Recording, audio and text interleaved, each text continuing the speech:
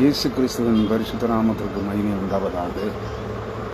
கிறிஸ்துவுக்குள் மிகவும் பிரியமான அன்பு சகோதர சகோதரிகளே, இந்த நாளில் நீண்ட நாட்களுக்கு பிற்பாடு இந்த முகநூலின் பக்கத்தில் உங்களோடு இறைவார்த்தைகளை பகிர்ந்து கொள்ள கர்த்தர் தந்த கிருபைக்காக கர்த்தருக்கு நன்றி செலுத்துகிறேன். கிறிஸ்துவுக்குள் அன்பானவர்களே, இந்த நாளில் கர்த்தர் தம்முடைய ஜனத்தின் சிறையிருப்பை திருப்புகிற நாள் என்கிற ஒரு தலையங்கத்தில் யோவேல் தீர்க்கதரிசியின் புஸ்தகம் 3ஆம் அதிகாரத்திலிருந்து ஒரு இறை செய்தியை நான் உங்களோடு பகிர்ந்து கொள்ள விரும்புகிறேன். கிறிஸ்துவுக்குள் அன்பானவர்களே, செய்தியினுடைய தலையங்கம் கர்த்தர் தமது ஜனங்களின் சிறையிருப்பை விலக்கி அவர்களை மீட்டுக் கொள்ளுகிறார், அல்லது கர்த்தர் தமது ஜனத்தின் சிறையிருப்பை மாற்றி அவர்களை மீட்டு ரட்சிக்கிற நாட்கள் என்கிற தலையங்கத்தில் இன்றைய இறை செய்தியை நான் உங்களோடு பகிர்ந்து கொள்ள விரும்புகிறேன். அதற்காக தெரிந்து கொள்ளப்பட்ட வேத வசனங்கள் யோவேல் தீர்க்கதரிசியின் புஸ்தகம் 3ஆம் அதிகாரம் 12 முதல் 16 வரையான வசனங்களை நீங்கள் படிக்க கேளுங்கள். யோவேல் தீர்க்கதரிசியின் புஸ்தகம் 3ஆம் அதிகாரம் 12 முதல் 16 வரையான வசனங்கள். ஜாதிகள் எழும்பி யோசபாத்தின் பள்ளத்தாக்குக்கு வருவார்களாக. சுற்றிலும் உள்ள ஜாதிகளை நியாயந்தீர்க்க அங்கே நான் வீற்றிருப்பேன். பயிர் முதிர்ந்தது, அரிவாளை நீட்டி அருங்கள், வந்து இறங்குங்கள். ஆலை நிரம்பியிருக்கிறது, ஆலையின் தொட்டிகள் வழிந்தோடுகிறது, அவர்களுடைய பாதகம் பெரியது. நியாயத்தீர்ப்பின் பள்ளத்தாக்கிலே ஜனங்கள் திரளாய் இருக்கிறார்கள். நியாயத்தீர்ப்பின் பள்ளத்தாக்கிலே கர்த்தரின் நாள் சமீபமாயிருக்கிறது. சூரியனும் சந்திரனும் இருண்டு போகும், நட்சத்திரங்கள் ஒளி மழுங்கும். கர்த்தர் சீயோனிலிருந்து கர்ஜித்து எருசலேமிலிருந்து சத்தமிடுவார். வானமும் பூமியும் அதிரும். ஆனாலும் கர்த்தர் தமது ஜனத்துக்கு அடைக்கலமும் இஸ்ரவேல் புத்திரருக்கு அரணான கோட்டையுமாய் இருப்பார் என்கிற இந்த 5 வார்த்தைகளையும் 5 வசனங்களையும் நான் உங்களோடு இன்றைய தினத்தில் பகிர்ந்து கொள்ளலாம் என்று விரும்புகிறேன். கிறிஸ்துவுக்குள் அன்பானவர்களே, முதலாவது இந்த யோசபாத்தின் பள்ளத்தாக்கு என்பது என்ன என்பதை குறித்து இன்று நாம் சற்று தெரிந்து கொள்ள முற்பட வேண்டும்.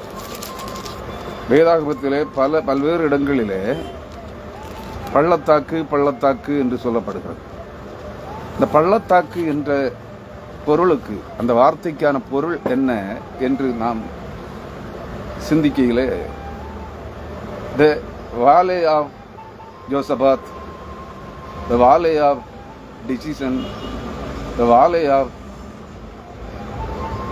mountains என்கிற பல வார்த்தைகள் அங்கே தென்படுகிறது. இந்த வாலே என்பதற்கு சமவெளி என்று பொருள். நம்ம இப்போ சிந்து சமவெளி என்பது, அதாவது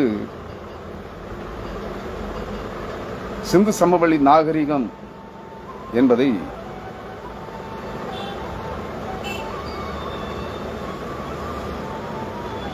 அந்த சமவெளி ஆற்றுப்படுகைகள் அடங்கிய பகுதிகளை சமவெளி என்று சொல்லுகிறோம். இதையே வாலே என்பதைத்தான் வாலே ஆஃப் மவுண்டைன்ஸ் என்பது மலைகளுக்கு இடையிலான பள்ளத்தாக்குகள், 2 அல்லது 3 மலைத்தொடர்களுக்கு இடையே இருக்கிற பகுதிகளை பள்ளத்தாக்கு என்கிறோம். பள்ளத்தாக்கு என்றாலும் மலையின் மேலிருந்து பார்க்கிற போது அது பள்ளத்தாக்காக இருக்கிறது. ஆனால் அதன் கீழ்ப்பகுதி, அந்த பள்ளத்தாக்கில் இறங்கி நடந்து பார்த்தால் அது சமவெளியாக இருக்கும். பிரம்மாண்ட நீண்டு விரிந்த சமவெளிகளாக இருக்கும். அதனால்தான் அதை பள்ளத்தாக்கு என்று சொல்கிறோம். இங்கே யோவேல் தீர்க்கதரிசியின் புத்தகத்திலே அந்த வார்த்தைகள் 3 வெவ்வேறு கண்ணோட்டங்களிலே அந்த வார்த்தைகள் விவரிக்கப்படுகிறதை நாம் காண முடியும். என்னவென்றால், ஒன்று the valley of judgment, valley of decision, valley of Yosabat. இன்னும் ஒரு இடத்திலே சகரியா தீர்க்கதரிசியின் புஸ்தகம் 14ஆம் அதிகாரம் 4-5 வசனங்களிலே the valley of mountains என்று சொல்லப்படுகிறதை நாம் கண்டுகொள்ள முடியும். வாலே என்றால் நம்முடைய வேதாகமத்திலே பள்ளத்தாக்கு என்று அந்த பகுதியை மொழிபெயர்த்திருக்கிறார்கள். நன்றாக புரிந்து கொள்ளுங்கள். 2 அல்லது 3 மலைகளுக்கு இடையிலான அந்த சமவெளி பகுதிகளுக்குத்தான் பள்ளத்தாக்கு என்று பெயர். நியாயத்தீர்ப்பின் பள்ளத்தாக்கு,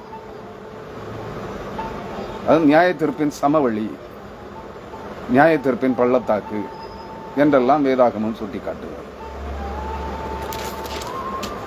அன்புக்குரியவர்களே, இங்கே தேவனாகிய கர்த்தர் சொல்லுகிறார், யோவேல் தீர்க்கதரிசியை கொண்டு ஜாதிகள் எழும்பி யோசபாத்தின் பள்ளத்தாக்குக்கு வருவார்களாக. இதற்கு சங்கார பள்ளத்தாக்கு என்றும் பெயர் இருக்கிறது. வாலையாப் சிலை சங்கார பள்ளத்தாக்கு என்றும் இருக்கிறது. வேதத்தின் அடிப்படையில், வேதாகம தீர்க்க தரிசனங்களின் அடிப்படையிலும், இஸ்ரேல் யூதா தேசத்தின் வரைபட அந்த புவியியல் நில அமைப்பு அடிப்படையிலும் அதை யோசித்து பார்க்கின்ற போது, எருசலேம் தேவாலயத்தின் கிழக்கு வாசலுக்கு வெளிப்புறத்திலே காணப்படுகிற அந்த பள்ளத்தாக்கு, அந்த சமவெளியை இந்த பகுதி குறிப்பிடுகிறது. மரித்தவர்களை, கொலை உண்டவர்களை புதைக்கிற பள்ளத்தாக்காக அந்த பகுதி சுட்டிக்காட்டப்படுகிறது. எருசலேம் தேவாலயத்திற்கு கிழக்கு பகுதி மரித்தவர்களை, கொலை செய்யப்படுகிறவர்களை புதைக்கிற பள்ளத்தாக்காக இருக்கிறது. சகரியா தீர்க்க தரிசன புத்தகத்தின் 14ஆம் அதிகாரத்தின் அடிப்படையில் பார்த்தால், அந்த பள்ளத்தாக்கு ஆண்டவராகிய இயேசு கிறிஸ்து ஒலிவ மலையின் மேல் வந்து இறங்குகின்ற போது அந்த ஒலிவ மலை கிழக்கு மேற்காக 2ஆக பிளந்து போகும் என்று தீர்க்க தரிசன வாக்கியங்கள் சொல்லுகிறது. நாம் அறிவோம், 2000 ஆண்டுகளுக்கு முன்பு ஆண்டவராகிய இயேசு கிறிஸ்து மரித்து உயிர்த்தெழுந்து 40 நாள் அநேகருக்கு தம்மை காட்சிப்படுத்தி, தாம் உயிரோடு இருக்கிறவராக காட்சிப்படுத்தி, அவர்களுக்கு தாம் உயிரோடு மரித்த இயேசு கிறிஸ்து, கொலை செய்யப்பட்டு மரித்து அடக்கம் பண்ணப்பட்ட ஆண்டவராகிய இயேசு கிறிஸ்து 3ஆம் நாள் அதிகாலையிலே உயிர்த்தெழுந்திருக்கிறார். அவர் சொன்னபடி யோனா 3 நாள் மீனின் வயிற்றில் இருந்தது போல மனுஷகுமாரனும் மரித்து 3 நாள் 2 நாள் பூமியின் வயிற்றிலே, பூமியின் மண்ணிலே தங்கியிருந்து விட்டு 3ஆம் நாளிலே அவர் உயிரோடு எழும்ப வேண்டும் என்கிற அந்த கண்ணோட்டத்திலே அவர் சொன்ன அந்த வார்த்தைகளை அங்கே நாம் காண்கிறோம். ஆண்டவராய் இயேசு கிறிஸ்து சிலுவையில் அடிக்கப்பட்டு ரத்தம் சிந்தி மரித்து அடக்கம் பண்ணப்பட்ட அந்த மரிக்கிற அன்றே அடக்கம் செய்து விடுகிறார்கள். அன்றும் மறுநாளும் 2 நாள் மண்ணிலே பூமியின் வயிற்றிலே இருந்திருக்கிறார். 3ஆம் நாளிலே உயிரோடு எழுந்து அநேகருக்கு தாம் உயிரோடு இருக்கிறவராக காண்பித்தார். எத்தனை நாட்கள்? 40 நாட்கள். நன்றாக புரிந்து கொள்ளுங்கள். அந்த மரித்து உயிர்த்தெழுந்த இயேசு கிறிஸ்து 40ஆம் நாளிலே அப்போஸ்தலர் 1ஆம் அதிகாரத்திலே அறிவிக்கப்பட்டிருக்கிறபடி ஒலிவ மலையின் மேல் நின்று கொண்டிருக்கிற போது, ஒலிவ மலையின் மேலிருந்து இயேசுவின் சீடர்களும் அவரை சூழ்ந்திருந்தவர்களுக்கு முன்பாக ஆண்டவராய் இயேசு கிறிஸ்து ஒலிவ மலையின் மேலிருந்து ஒரு வெண்மேகம் அவரை எடுத்துக்கொண்டது. அப்பொழுது அங்கே வெண்வஸ்திரம் தரித்தவர்களாய் நின்ற 2 பேர், அது மோசேயும் எலியாவுமாக இருக்கலாம். ஏனெனில் அதே மோசேயும் எலியாவும் தான் ஒலிவ மலையின் மேல் ஆண்டவராய் இயேசு கிறிஸ்துவோடு கூட மறுரூப காட்சியிலே பேசிக் கொண்டிருந்தார்கள். அதே மோசேயும் எலியாவும் அது வெண்வஸ்திரம் தரித்தவர்களாய் ஆண்டவராய் இயேசு கிறிஸ்து மகிமையிலே வானத்திற்கு எடுத்துக் கொள்ளப்படுகின்ற போது அங்கே நின்றார்கள். அதை கண்ட சீடர்கள் இயேசு கிறிஸ்துவின் பின்பற்றினவர்கள் அதை வானத்தை அண்ணாந்து பார்த்து கொண்டு இருக்கிற போது அந்த 2 பேரும் மோசேயும் எலியாவும் ஆகிய அந்த 2 வெண்வஸ்திரம் தரித்த 2 மனுஷர்களும், கலிலேயராகிய மனுஷரே, நீங்கள் வானத்தை அண்ணாந்து பார்த்து கொண்டிருக்கிறீர்களே, ஏன்? உங்கள் கண்களுக்கு முன்பாக இந்த ஒலிவமலையின் மேலிருந்து மேகத்தில் ஏறி வானத்திற்கு போன ஆண்டவராகிய இயேசு கிறிஸ்து இதே ஒலிவமலையின் மேல் வந்து இறங்குவார் உங்கள் கண் காண என்று சொன்னார். அப்படி என்றால் அன்று இயேசு கிறிஸ்து மரித்து உயிர் தெழுந்து பரலோகத்திற்கு வெண்மேகத்தில் ஒலிவமலையின் மேலிருந்து ஏறி போன போது நின்று கொண்டிருந்த அனைவரும், அந்த நிகழ்வை, அந்த காட்சியை பார்த்து கொண்டிருந்த அனைவருமே இந்த இயேசு கிறிஸ்துவின் வருகை நாட்களில் உயிரோடு இருப்பார்கள், மனிதர்களாக இருப்பார்கள். இது அங்கே சொல்லப்படாத, சுட்டிக்காட்டப்படாத ஒரு ரகசியம். கிறிஸ்துவுக்குள் அருமையானவர்களே, அந்த மலையின் மேல், ஒலிவமலையின் மேல் ஆண்டவராகிய இயேசு கிறிஸ்து மகிமையிலே வரும்போது, அதாவது சங்காரத்தை, தம்முடைய சொந்த ஜனமாகிய இஸ்ரவேலை தாம் உலகத்திலிருந்து தெரிந்தெடுத்து மீட்டு ரட்சிக்க தெரிந்து கொண்ட, தம்முடைய சொந்த புத்திரர்களாக, சொந்த மக்களாக தெரிந்து கொண்ட ஜனக்கூட்டத்தை அழித்து நிர்மூலமாக்கி சிதறடித்து பூமி எங்கும் சிதறி போகச் செய்த ஜனங்களுக்கு எதிராக நின்று அவர்களை சிதறி போகச் செய்த அனைத்து சத்துருக்களையும், அனைத்து சத்துருக்களின் ஜாதிகளையும் சர்வசங்காரம் செய்வதற்காக தேவனாகிய கர்த்தர் எனப்படுகிற ஆண்டவராகிய இயேசு கிறிஸ்து ஒலிவமலையின் மேல் வந்து இறங்குவார். அப்பொழுது அவர் சொல்லுகிறார், சகரியா 14ஆம் அதிகாரம் 1ஆம் வசனம் முதல் 5ஆம் வசனம் வரையிலும் நான் உங்களுக்கு படித்து காண்பிக்கிறேன். சகரியா தீர்க்கதரிசியின் புஸ்தகம் 14ஆம் அதிகாரம் 1 முதல் 5 வரையான வசனங்களை படிக்க கேளுங்கள். இதோ கர்த்தருடைய நாள் வருகிறது, உன்னில் கொள்ளையானது உன் நடுவிலே பங்கிடப்படும். எருசலேமுக்கு விரோதமாக யுத்தம் பண்ண சகல ஜாதிகளையும் கூட்டுவேன். நகரம் பிடிக்கப்படும், வீடுகள் கொள்ளையாகும், ஸ்திரீகள் அவமானப்படுவார்கள், நகரத்தாரில் பாதி மனுஷர் சிறைப்பட்டு போவார்கள், மீதியான ஜனமோ நகர விட்டு அறுப்புண்டு போவதில்லை. கர்த்தர் புறப்பட்டு யுத்த நாளிலே போராடுவது போல அந்த ஜாதிகளோட போராடுவார். அந்நாளிலே அவருடைய பாதங்கள், இதான் இந்த வசனம் தான் முக்கியம், அந்நாளிலே அவருடைய பாதங்கள் கிழக்கே எருசலேமுக்கு எதிரே இருக்கிற ஒலிவமலையின் மேல் நிற்கும். அப்பொழுது மகா பெரிய பள்ளத்தாக்கு உண்டாகும்படி ஒலிவமலை தன் நடு மையத்திலே கிழக்கு மேற்காய் எதிராக பிளந்து போகும். அதனாலே ஒரு பாதி வடபக்கத்திலும் ஒரு பாதி தென்பக்கத்திலும் சாயும். அப்பொழுது என் மலைகளின் பள்ளத்தாக்கு வழியாய் ஓடி போவீர்கள். மலைகளின் பள்ளத்தாக்கு அப்சால் மட்டும் போகும். நீங்கள் யூதாவின் ராஜாவாகிய உசியாவின் நாட்களில் பூமி எதிர்ச்சிக்கு தப்பி ஓடி போனது போல ஓடி போவீர்கள். என் தேவனாகிய கர்த்தர் வருவார், தேவரீரோட எல்லா பரிசுத்தவான்களும் வருவார்கள். அந்நாளிலே வெளிச்சம் இல்லாமல் ஒருவேளை பிரகாசமும் ஒருவேளை மப்பமாயிருக்கும். ஒரு நாள் உண்டு, அது கர்த்தருக்கு தெரிந்தது. அது பகலும் அல்ல இரவும் அல்ல, ஆனாலும் சாயங்காலத்திலே வெளிச்சம் உண்டாகும் என்று சொல்லுகிறார்.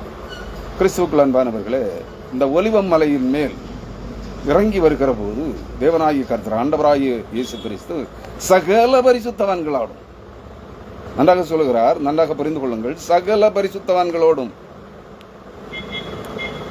எல்லா பரிசுத்தவான்களோடும் வருவார்கள். கர்த்தர் வருவார், என் தேவனாகிய கர்த்தர் வருவார், தேவரீரோட எல்லா பரிசுத்தவான்களும் வருவார்கள்.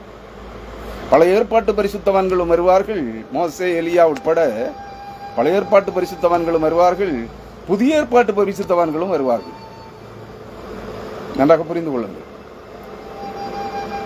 வருவார்கள். அந்நாளிலே வெளிச்சம் இல்லாமல் ஒருவேளை பிரகாசமும் ஒருவேளை மப்புமாயிருக்கும்.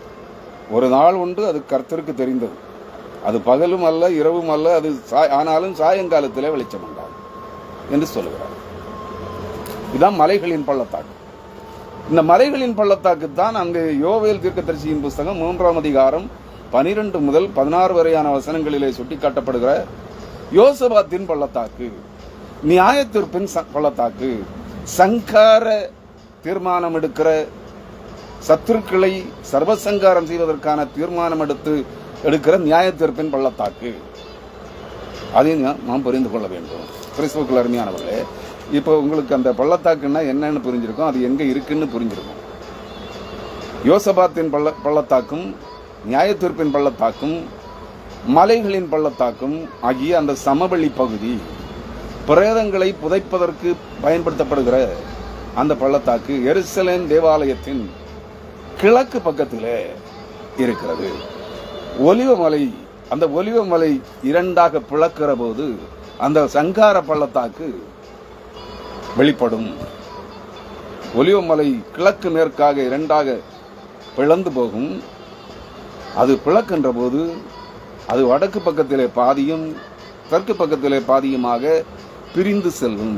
அந்த ஒரு மலை இரண்டாக பிளந்து அது வெளிப்படுகிற அந்த மலை பிளவுகளுக்கு இடையிலே வெளிப்படுகிற அந்த சமவெளிதான் பள்ளத்தாக்கு, சங்கார பள்ளத்தாக்கு என்று இங்கே சுட்டி காட்டப்படுகிறது. இப்பொழுதும் அந்த யோசபாத்தின் பள்ளத்தாக்கு அல்லது நியாயத்தீர்ப்பின் பள்ளத்தாக்கு, மலைகளுக்கு இடையிலான அந்த பள்ளத்தாக்கு சமவெளி சாகிறவர்களை, கொலை செய்யப்படுகிறவர்களை, செத்து போகிறவர்களை புதைக்கிற பள்ளத்தாக்காக இருக்கிறது என்று அங்கே சுட்டி காட்டுகிறார். இங்கே சொல்லுகிறார், இதோ யூதாவுக்கும் எருசலேமுக்கும் உண்டாயிருக்கிற சிறையிருப்பை நான் திருப்பும் அந்நாட்களிலும் அக்காலத்திலும். இது ஒரு நாள் அல்ல. யோவேல் 3ஆம் அதிகாரம் 1ஆம் வசனம் சொல்லுகிறது, இதோ யூதாவுக்கும் எருசலேமுக்கும் உண்டாயிருக்கிற சிறையிருப்பை நான் திருப்பும் அந்நாட்களிலும் அக்காலத்திலும். யூதாவுக்கும் எருசலேமுக்கும் இஸ்ரவேல் ஜனங்கள், அதாவது முழு இஸ்ரவேல் ஜனக்கூட்டத்திற்கும்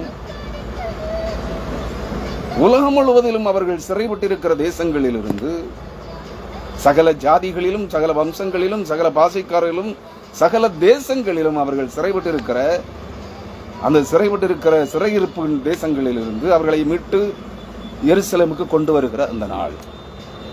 இது ஒரு நாள் 2 நாள்ல முடியக்கூடிய காரியம் இல்லை. அதனால தான் என்ன சொல்றாரு, நீங்கள் அநேகர் சொல்லலாம், அநேகர் பிரசங்கிக்கிறார்கள். அப்படித்தான் 1948ஆம் ஆண்டு மார்ச் மாதம் 14ஆம் தேதி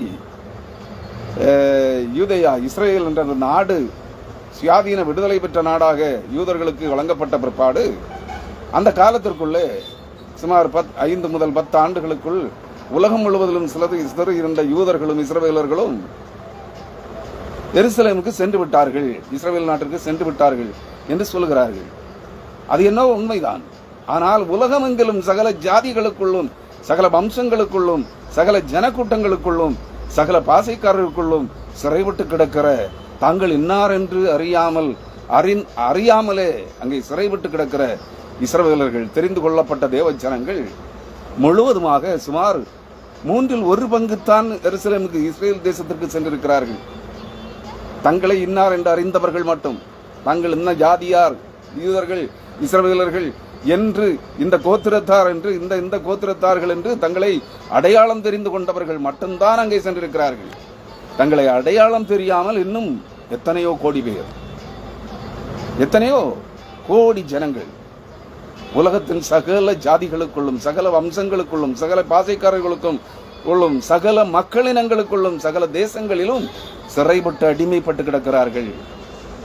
அறிந்தோ அறியாமலோ புற ஜாதியார்களுக்கு அடிமைகளாக இருக்கிறார்கள், புற ஜனங்களுக்கு, புற ஜாதி ஜனங்களுக்கு அடிமைகளாக இருக்கிறார்கள் என்பதை நாம் உணர்ந்து கொள்ள வேண்டும்.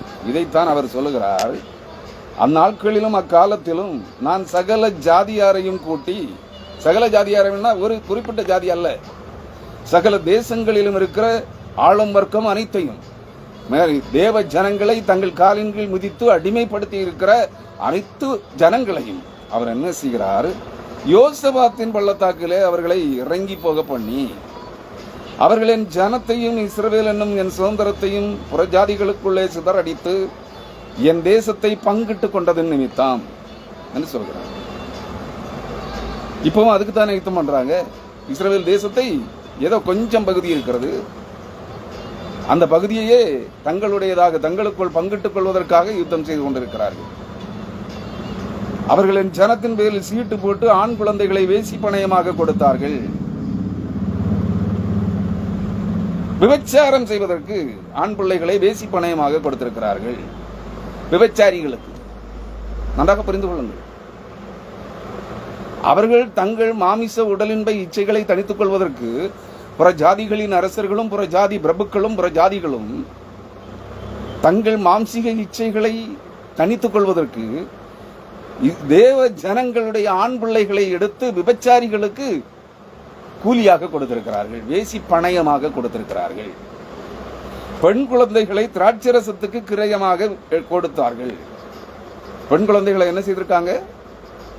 தங்கள் மதுபானம் அருந்துவதற்கு கிரயமாக விலையாக கொடுத்திருக்கிறார்கள் பெண் குழந்தைகளை. அங்கே அவர்களோடு வழக்காடுவேன். எந்த நாளிலே? அந்த கடைசி வரப்போகிற இந்த கடைசி நாட்களிலே அவர் வழக்காடுவாராம். தீருவே சீதோனே பெலிஸ்தியாவின் சகல எல்லைகளே. தீரு, சீதோன், பெலிஸ்தியா. தீரு பட்டணத்தாரும் சீதோன் பட்டணத்தாரும் பெலிஸ்தியர்களும் அவர்களோடு கூடிக்கொண்டிருக்கிற சகல ஜாதியார். இன்றைய பெலிஸ்திய பாலஸ்தீனிய கமாஸ் தீவிரவாதிகளுக்கும் இசபுல்லா தீவிரவாதிகளுக்கும் ஈரானிய இசபுல்லா தீவிரவாதிகளுக்கும் துணை நிற்கிறவர்கள் இவர்கள் தான்.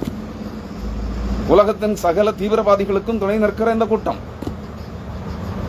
அதை 3 ஜாதிகளை அங்கே சொல்லுகிறார். தீருவே, சீதோனே, பெலிஸ்தியாவின் சகல எல்லைகளே, உங்களுக்கும் எனக்கும் என்ன? இப்படி எனக்கு சரி கட்டுகிறீர்களா? இப்படி எனக்கு சரி கட்டுவீர்களாகில் நான் தாமதமின்றி அதிசீக்கிரமாய் நீங்கள் சரி கட்டுகிறதை உங்கள் தலையின் மேல் திரும்பும்படி செய்வேன் என்று சொல்லுங்கள். அதாவது நீங்க செய்கிறதுக்கு ஒரே வார்த்தையில சொன்னால், நீங்கள் செய்கிற அனைத்து அட்டூழியங்களுக்கும் அநீதிகளுக்கும் கொலைபாதகங்களுக்கும் உங்களுக்கு சரிக்கு சரி கட்டுவேன், நீங்கள் செய்தபடியே உங்களுக்கும் திரும்ப செய்வேன் என்று சொல்கிறார். அதற்காக நாளை அவர் நியமித்திருக்கிறார். இனி இதை புறஜாதிகளுக்குள்ளே கூறுங்கள் என்ன சொல்லுகிறார்? யோவேல் 3ஆம் அதிகாரம் 8ஆம் வசனத்திலே சொல்லுகிறார். இதோ அவர்கள் 7ஆம் வசனத்திலே சொல்லுகிறார். இதோ நீங்கள் அவர்களை, அதாவது யூத பிள்ளைகளை, யூத இஸ்ரேல் பிள்ளைகளை, குழந்தைகளை நீங்களை விற்று போட்ட அவ்விடத்திலிருந்து நான் அவர்களை எழும்பி வர பண்ணி நீங்கள் சரி கட்டினதை உங்கள் தலையின் மேல் திரும்பும்படி செய்து உங்கள் குமாரரையும் உங்கள் குமாரத்திகளையும் யூதா புத்திரரின் கையிலே வெறுப்பேன். இவர்கள் அவர்களை தூர தேசத்தாராகிய சபையரிடத்தில் விற்று போடுவார்கள். கர்த்தர் இதை சொன்னார். சபையர்கள் வேதாகமத்தில் யோபு புத்தகத்தில் வரும்னு நினைக்கிறேன். யோபுவினுடைய ஆஸ்திகளை, ஆடு மாடுகளை, பூமியின் விளைச்சலை எல்லாம் கொள்ளையடித்து சென்ற கூட்டத்தார் சபையார். அந்த கொள்ளைக்காரர்களுக்கு, சபையர்களாகிய அந்த கொள்ளைக்காரர்களுக்கு விற்று போடுவார்கள். தேவனுடைய ஜனங்களுக்கு விரோதமாக எழும்புகிற அனைத்து சத்துருக்களையும் சபையரின் கையிலே விற்று போடுவேன் என்று சொல்கிறார். 9ஆம் வசனம், இதை புறஜாதிகளுக்குள்ளே கூறுங்கள். இஸ்ரவேல் ஜனங்களை பகைக்கிற தேவ ஜனங்களாகிய யூதர்களையும் இஸ்ரவேலர்களையும் தேவனால் தெரிந்து கொள்ளப்பட்ட மக்களினங்களையும் அழித்துவிட பூமியின் மேல் இராதபடிக்கு அழித்து போட வகை தேடுகிற சகல மக்களினங்களுக்கும் இவைகளை சொல்லுங்கள். யுத்தத்துக்கு ஆயத்த பண்ணுங்கள், பராக்கிரமசாலிகளை எழுப்புங்கள், யுத்த வீரர் எல்லாரும் சேர்ந்து வாருங்கள். சகரியா 12ஆம் அதிகாரத்தில் படிச்சீங்கன்னா தெரியும். எருசலேமுக்கு விரோதமாய் பூமியின் சகல ஜாதிகளும் கூடிக்கொள்ளுவார்கள்.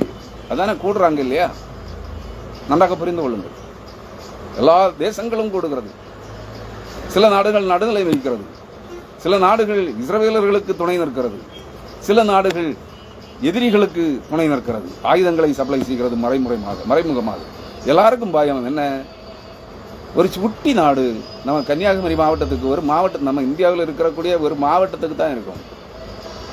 இந்திய தேசத்தில் இருக்கிற ஒரு சிறிய மாவட்டத்திற்குத்தான் இருக்கும்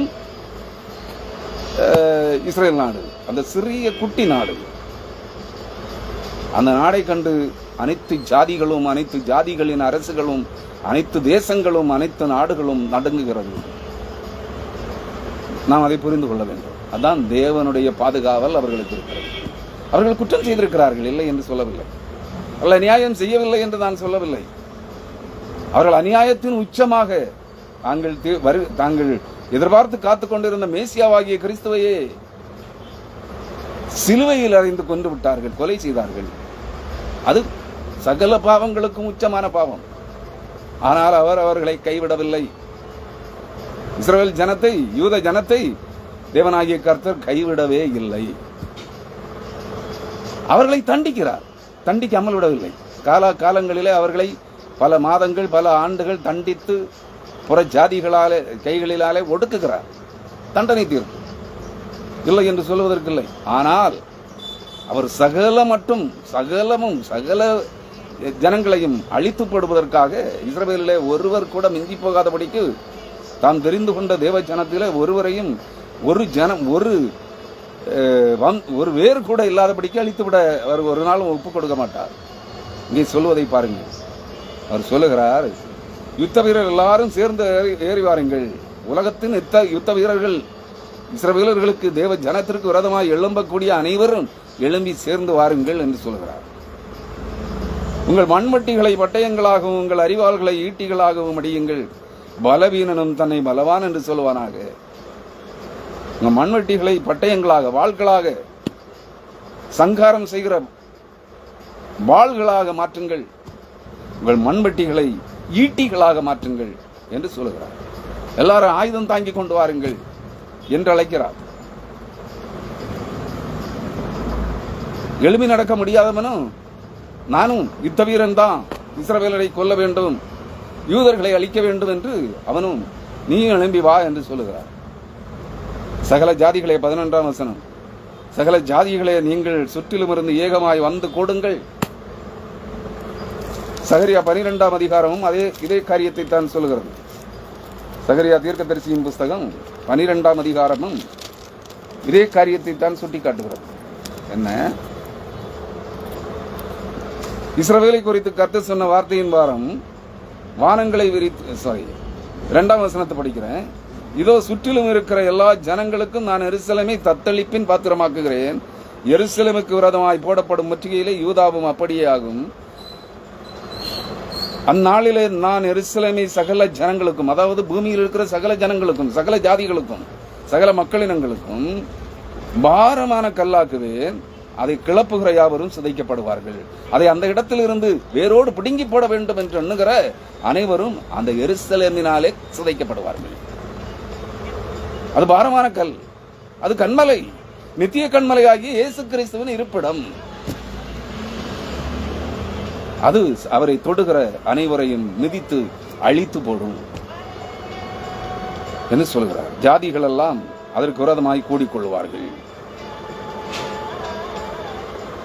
அந்நாளிலே நான் குதிரைகளுக்கெல்லாம் திகைப்பையும் அவைகளின் மேல் ஏறி இருக்கிறவர்களுக்கெல்லாம் புத்தி மயக்கத்தையும் வரப்பண்ணி யூதா வம்சத்தின் மேல் என் கண்களை திறந்து வைத்து ஜனங்களுடைய எல்லா குதிரைகளுக்கும் குருட்டாட்டத்தை உண்டு பண்ணுவேன் என்று கர்த்தர் சொல்கிறார். கிறிஸ்துவுக்குள் அருமையானவர்களே, அவர்களுக்கு இஸ்ரவேல் தேசத்தை, எருசலேமை அழித்து போட, இஸ்ரவேல் தேவ ஜனங்களை அழித்து போட வகை தேடுகிற அனைவருக்கும் குருட்டாட்டம் பிடிக்கும். அது ஏரோப்ளைன்ல வந்தாலும் சரி, யுத்த கப்பல்களில் வந்தாலும் சரி, ஆகாய போர்க்கப்பல்களில், போர் விமானங்களில் வந்தாலும் சரி, சேட்டலைட்ல ஏறி வந்தாலும் சரி, அவர்களுக்கெல்லாம் குருட்டாட்டம் பிடிக்கும் என்று கர்த்தர் சொல்லுகிறார். கிறிஸ்துவுக்குள் அன்பானவர்களே, அவர் சொல்லுகிறார், ஜாதிகள் எழும்பி, சகல ஜாதிகளே நீங்கள் வந்து சுற்றிலும் இருந்து வந்து ஏகமாய் வந்து கூடுங்கள். இஸ்ரவேலருக்கு விரோதமாய், யூதர்களுக்கு விரோதமாய், எருசலேமுக்கு விரோதமாய். கர்த்தாவே நீரும் அங்கே உம்முடைய பராக்கிரமசாலிகளை இறங்க பண்ணுகிறாரே. கர்த்தரும் சும்மா இருக்க மாட்டார். கர்த்தரும் தம்முடைய பராக்கிரமசாலிகளாகிய பறந்து காக்கிற பட்சிகளை போன்ற பலவான்களாகிய தேவதூதர்களையும் வானுலக யுத்த சேனைகளையும் இங்கே இறங்க செய்வார். அந்த வானுலக யுத்த சேனை இன்னும் வரவில்லை. எல்லாம் ரெடியா இருக்கு, எல்லாம் ரெடியா இருக்கு. ஏசாயா 13ஆம் அதிகாரத்தை படியுங்கள், 4ஆம் வசனம் முதல். கர்த்தர் யுத்த ராணுவத்தை இலக்கம் பார்க்கிறார். எங்கே? வானமண்டலங்களின் உன்னதங்களிலே, பூமியின் கடையாந்தர எல்லைகளிலிருந்து அவைகளை எழும்பி வர பண்ணுவார். அதாவது சூரியன் உதிக்கிற திசை, கிழக்கு திசையிலிருந்து எழும்பி வர செய்கிறார். யுத்த சேனை, யுத்த ராணுவத்தை இலக்கம் பார்க்கிறார் என்று ஏசாயா தீர்க்கதரிசியின் புத்தகம் 13ஆம் அதிகாரம் திட்டவட்டமாக சொல்கிறது. அதைத்தான் யோவேல் தீர்க்கதரிசியின் 2ஆம் அதிகாரமும் திட்டவட்டமாக சொல்லுகிறது. இங்கே 3ஆம் அதிகாரத்திலும் அதுதான் சுட்டிக்காட்டப்படுகிறது. கர்த்தாவே, நீரும் அங்கே உம்முடைய பராக்கிரமசாலிகளை இறங்க பண்ணுவீராக. வானத்திலிருந்து நேரடியாக வருவாங்க யுத்த ராணுவ தலைவர்கள்,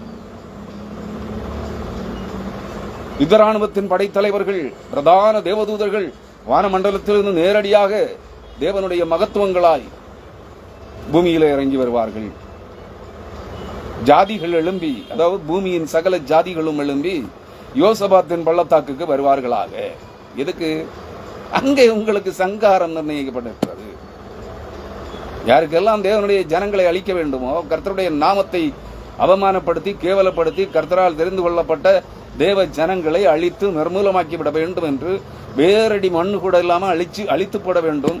இஸ்ரவேல் என்ற ஒரு தேசமோ, இஸ்ரவேலர்கள் என்ற ஒரு ஜாதியோ, யூதர்கள் என்று ஜாதியோ, தேவ ஜனங்கள் என்ற ஒரு ஜாதியோ இருக்கக்கூடாது என்று எண்ணி அவர்களை அழிக்க திட்டம் தீட்டுகிறவர்களே, நீங்கள் எல்லாரும் எழும்பி யோசபாத்தின் பள்ளத்தாக்குக்கு வருவீர்களாக.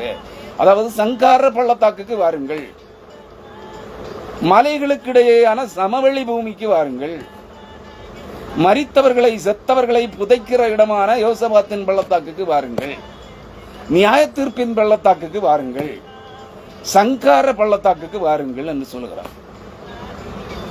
சுற்றிலும் உள்ள ஜாதிகளை நியாயம் தீர்க்க அங்கே நான் விட்டிருப்பேன். யார் சொல்லுகிறார்? தேவனாகிய கர்த்தர் சொல்லுகிறார். தேவனாகிய கர்த்தர் சொல்லுகிறார். அவர்தான் ஒலிவ மலையின் மேல் இறங்கி வருகிறார். ஒலிவ மலையிலிருந்து மேறி போனவர் தான், மரித்து உயிர்த்தெழுந்த இயேசு கிறிஸ்துவானவர் தான் ஒலிவ மலையின் மேல் இறங்கி வருகிறார். சொல்லுகிறார் தேவனாகிய கர்த்தர். அவர் தான் தேவனாகிய கர்த்தர், வேற யாரும் இல்லை.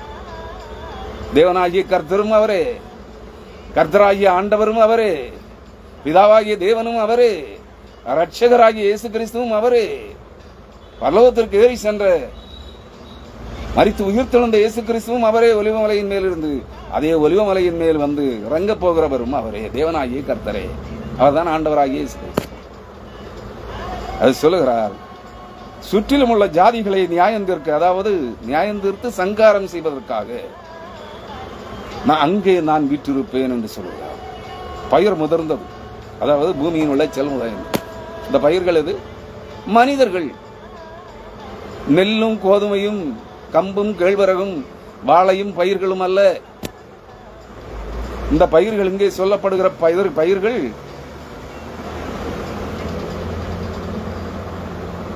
மனிதர்கள். நன்மை எது தீமை எது என்று தெரிந்தும் தீமையை செய்து கொண்டிருக்கிற ஜனக்கூட்டம். நன்மை செய்தால் உனக்கு மேன்மை இல்லையோ, நீ தீமை செய்தால் பாவம் உன் வீட்டு வாசற்படியிலே, உன் இதயத்தின் வாசற்படியிலே படுத்திருக்கும். தீமை செய்தால் அது பாவம் மரணத்தை கொண்டு வரும். இதை தெரிந்தே மரணத்தை, நித்திய மரணத்தை விலை கொடுத்து வாங்கி கொண்டிருக்கிறார்கள் இந்த பூமியின் ஜனங்கள், கிறிஸ்தவர்கள் உட்பட, யூதர்கள் உட்பட. அதை புரிந்து கொள்ளுங்கள். ஏன்னா அவர்கள் மரணத்திற்கு பின்பு நித்திய வாழ்வு என்கிற ஆவி ஒளி உடல் சரீரம் பெற்று வானத்தின் நட்சத்திரங்களைப் போல ஒளி வீசுகின்ற அந்த அனுபவத்தை இவர்கள் கண்டதும் இல்லை, கேட்டதும் இல்லை, அதை குறித்த அறிவும் இல்லை, அதை குறித்த எண்ணமும் இல்லை. உலகத்தில் மாம்ச சரீர வாழ்க்கையில் உலக கோடீஸ்வரர்களாக, உலகத்தை ஆளுகிறவர்களாக மாற வேண்டும் என்று எண்ணுகிறார்கள். அதற்காக என்ன தீமைகளை செய்ய வேண்டுமோ அத்தனை தீமைகளையும் செய்து கொண்டிருக்கிறார்கள். கிறிஸ்தவர்கள் உட்பட. கிறிஸ்தவர்கள் யோக்கியர்கள் அல்ல. இன்றைக்கு இந்த உலகத்தில் இருக்கிற கிறிஸ்தவர்களிலே 90% பேர் அயோக்கியர்கள். அதை புரிந்து கொள்ளுங்கள். தீமையை தவிர வேற ஒன்றையும் அவர்கள் யோசிக்க மாட்டார்கள். பாவத்தை தவிர வேற ஒன்றையும் அவர்கள் பேசவும் மாட்டார்கள், யோசிக்கவும் மாட்டார்கள், செய்யவும் மாட்டார்கள். தாங்களும் பாவம் செய்து சீரழிந்து போவதை பார்க்கிலும் தங்களை பின்பற்றுகிறவர்களையும் பாவத்தின் கயிறுகளால் கட்டி இழுத்து நரக பாதாளத்திற்கு கொண்டு சென்று கொண்டிருக்கிறார்கள். இந்த ஜனங்களுக்கும் இந்த புத்தி இல்லை. அதை புரிந்து கொள்ளுங்கள். கிறிஸ்துவுக்குள் அருமையானவர் சொல்லுகிறார், பயிர் முதிர்ந்தது, பூமியின் ஜனங்களுடைய ஆத்துமா முற்றி போயிற்று, உழைந்து போயிற்று, இனி அறுவடை தான் என்று சொல்கிறார். இனி அவர்களுக்கு என்ன போட வேண்டியதில்லை? வளம் போட வேண்டியதில்லை. வளங்கள், அதாவது உரம் போட வேண்டியதில்லை, தண்ணீர் பாய்ச்ச வேண்டியதில்லை. ஏனெனில் வேதவசனம் கேட்கக்கூடாத நாட்கள் வந்து கொண்டிருக்கிறது. அதான் உங்களுக்கு ஆவிக்குரிய இறைவார்த்தைகள் உங்களுக்கு கொடுக்கப்படாது. இப்பவே அதான் நடந்துட்டு இருக்கு. ஆவிக்குரிய உணவு என்கிற போர்வையில கள்ள சாட்சிகளும் பொய் சாட்சிகளும் கள்ள தீர்க்க தரிசனங்களும் பொய்களும் பித்தலாட்டங்களும் ஏமாற்றுகளும் வஞ்சகங்களும் துரோகங்களும் அநீதிகளும் விபச்சாரங்களும் வேசித்தனங்களும் தலைவிரி தாடி கொண்டிருக்கிறது. கட்டுக்கதைகளும் வேதவசனத்தை விவரிக்கிறவர்கள் இல்லை. இருக்கிறவர்கள் இருக்கிறார்கள். இருக்கிற ஒரு சிலரை அவர்கள் இருக்கிற கொஞ்சம் பேர், ஒரு 10% பேர் அல்லது 5% பேர், 105 பேர் இருக்கிறாங்கன்னா அவங்களை இந்த ஜனங்களுக்கு பிடிக்கிறது இல்லை. அதை புரிந்து கொள்ளுங்கள் கிறிஸ்துவுக்கள் அன்பானவர்களே. அவர் சொல்லுகிறார், பயிர் முதிர்ந்தது அறிவாளை நீட்டிய அருங்கள். இது வெளிப்படுத்தின விசேஷத்திலையும் வரும் இல்லையா? வெளிப்படுத்தின விசேஷத்திலும் வரும். வானத்திலே ஒரு தூதன் உட்கார்ந்திருந்தார். ஆலயம் திறந்திருந்த ஆலயத்திற்குள்ள இருந்து ஒருவர் வந்தார். உட்கார்ந்திருந்தவர் சொன்னார், உன்னுடைய வாளை நீட்டி அறிவாளை நீட்டி அறுத்துவிடும், பூமியின் பயிர்கள் முதிர்ந்தது. இங்கேயும் அதுதான் சொல்றார் யோவேல். பயிர் முதிர்ந்தது அறிவாளை நீட்டி அருங்கள். யார்கிட்ட சொல்றாரு? சங்கார தூதர்களுக்கு சொல்லுகிறார். சங்கார தூதர்களின் பிரதானிகளுக்கு கட்டளையிடுகிறார். இதை புரிந்து கொள்ளுங்கள். பயிர் முதிர்ந்தது அறிவாளை நீட்டி அருங்கள், வந்து இறங்குங்கள். வான தூதர்களே, வானுலக யுத்த சேனைகளின் போராளிகளே, போர் வீரர்களே, வானுலக யுத்த சேனைகளின் தூதர்களே, நீங்கள் வந்து இறங்குங்கள். ஆலை நிரம்பி இருக்கிறது. ஆலையிலே தொட்டிகள் வழிந்தோடுகிறது. அவர்களுடைய பாதகம் மகா பெரியது. ஆலைனா மதுபானத்தின் ஆலை. ஜனங்கள் எல்லாம் மதுபானம் குடித்து வெறி கொண்டிருக்கிறார்கள். மதுபான வெறி, பணம் சம்பாதிக்கிற வெறி, வேசித்தன விபச்சார வெறி, காம இச்சைகளின் வெறிகளிலே வெறி கொண்டிருக்கிறார்கள். இவருடைய இருதயங்கள் எல்லாம் காம இச்சையினாலும் மதுபான வெறியினாலும் விபச்சார மயக்கத்தினாலும் போதை வெறியினாலும் மத வெறியினாலும் சம்பாத்திய வெறியினாலும் பண இச்சை பண ஆசை என்னும் சம்பாத்திய இச்சையினாலும் வெறி கொண்டு வழிந்து ஓடுகிறது. இதான கிறிஸ்தவத்தினுடைய நிலை. எப்படி மற்ற ஜாதிகளை குறித்து, மற்ற மார்க்கங்களை, மற்ற சமயங்களை, மற்ற மதங்களை குறித்து, மற்ற ஜனங்களை குறித்து சொல்வது? புறஜாதிகளை, கிறிஸ்தவர்களை குறித்து தான் சொல்ல வேண்டியது இருக்கிறது. கிறிஸ்தவர்கள் என்று இயக்கியர்கள் இல்லையே. இயேசு கிறிஸ்துவை தேவனை அறியாத மற்ற ஜனங்களை பார்க்கிலும் கேவலமாக, படு கேவலமாக, ஊதாரிகளாக, நாதாரிகளாக, அக்கிரமக்காரர்களாக, அட்டூழியக்காரர்களாக, பொய்யர்களாக, வேத பிசாசின் மக்களாக மாறிக்கொண்டிருக்கிறவர்கள் கிறிஸ்தவர்களே. பணம் சம்பாதிப்பதற்காக சம்பாத்திய வெறியினால் நிரம்பி வழிந்து கொண்டிருக்கிறார்கள். பொய்யின் வெறியினால், பொய்களினால் நிரம்பி வழிந்து கொண்டிருக்கிறார்கள். மதுபான வெறியினால் நிரம்பி வழிந்து கொண்டிருக்கிறார்கள். உடல் என்ப இச்சைகளை அடக்கிக் கொள்ள முடியாமல் காம இச்சைகளிலே நிறைந்து வழிந்து கொண்டிருக்கிறார்கள்.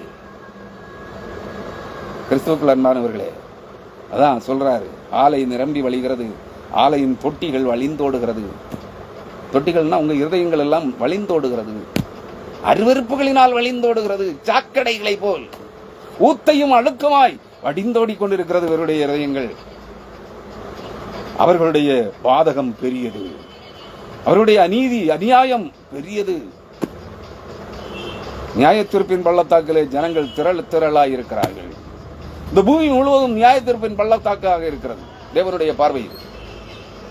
இந்த பூமியின் சமவெளிகள் முழுவதும், மனித குடியிருப்புகள் முழுவதும் நியாயத்தீர்ப்பின் பள்ளத்தாக்குகளாக இருக்கிறது. எருசலேமிலே மட்டுமல்ல, இஸ்ரவேல் தேசத்திலே மட்டுமல்ல, உலகமெங்கும், பூமி எங்கிலும் இருக்கிற மனித குடியிருப்புகள் அனைத்திலும், உலகம் மனித குடியிருப்புகள் அனைத்தும் தேவனுடைய எருசலேம் தான். அவர் தம்முடைய ஆலயமாக இந்த பூமியை மாற்ற விரும்புகிறார். இயேசு கிறிஸ்து தான் சமாரிய பெண்ணிடத்திலே சொல்லுவார். அந்த சமாரிய பெண் அவளிடத்தில் கேட்கிறாள்,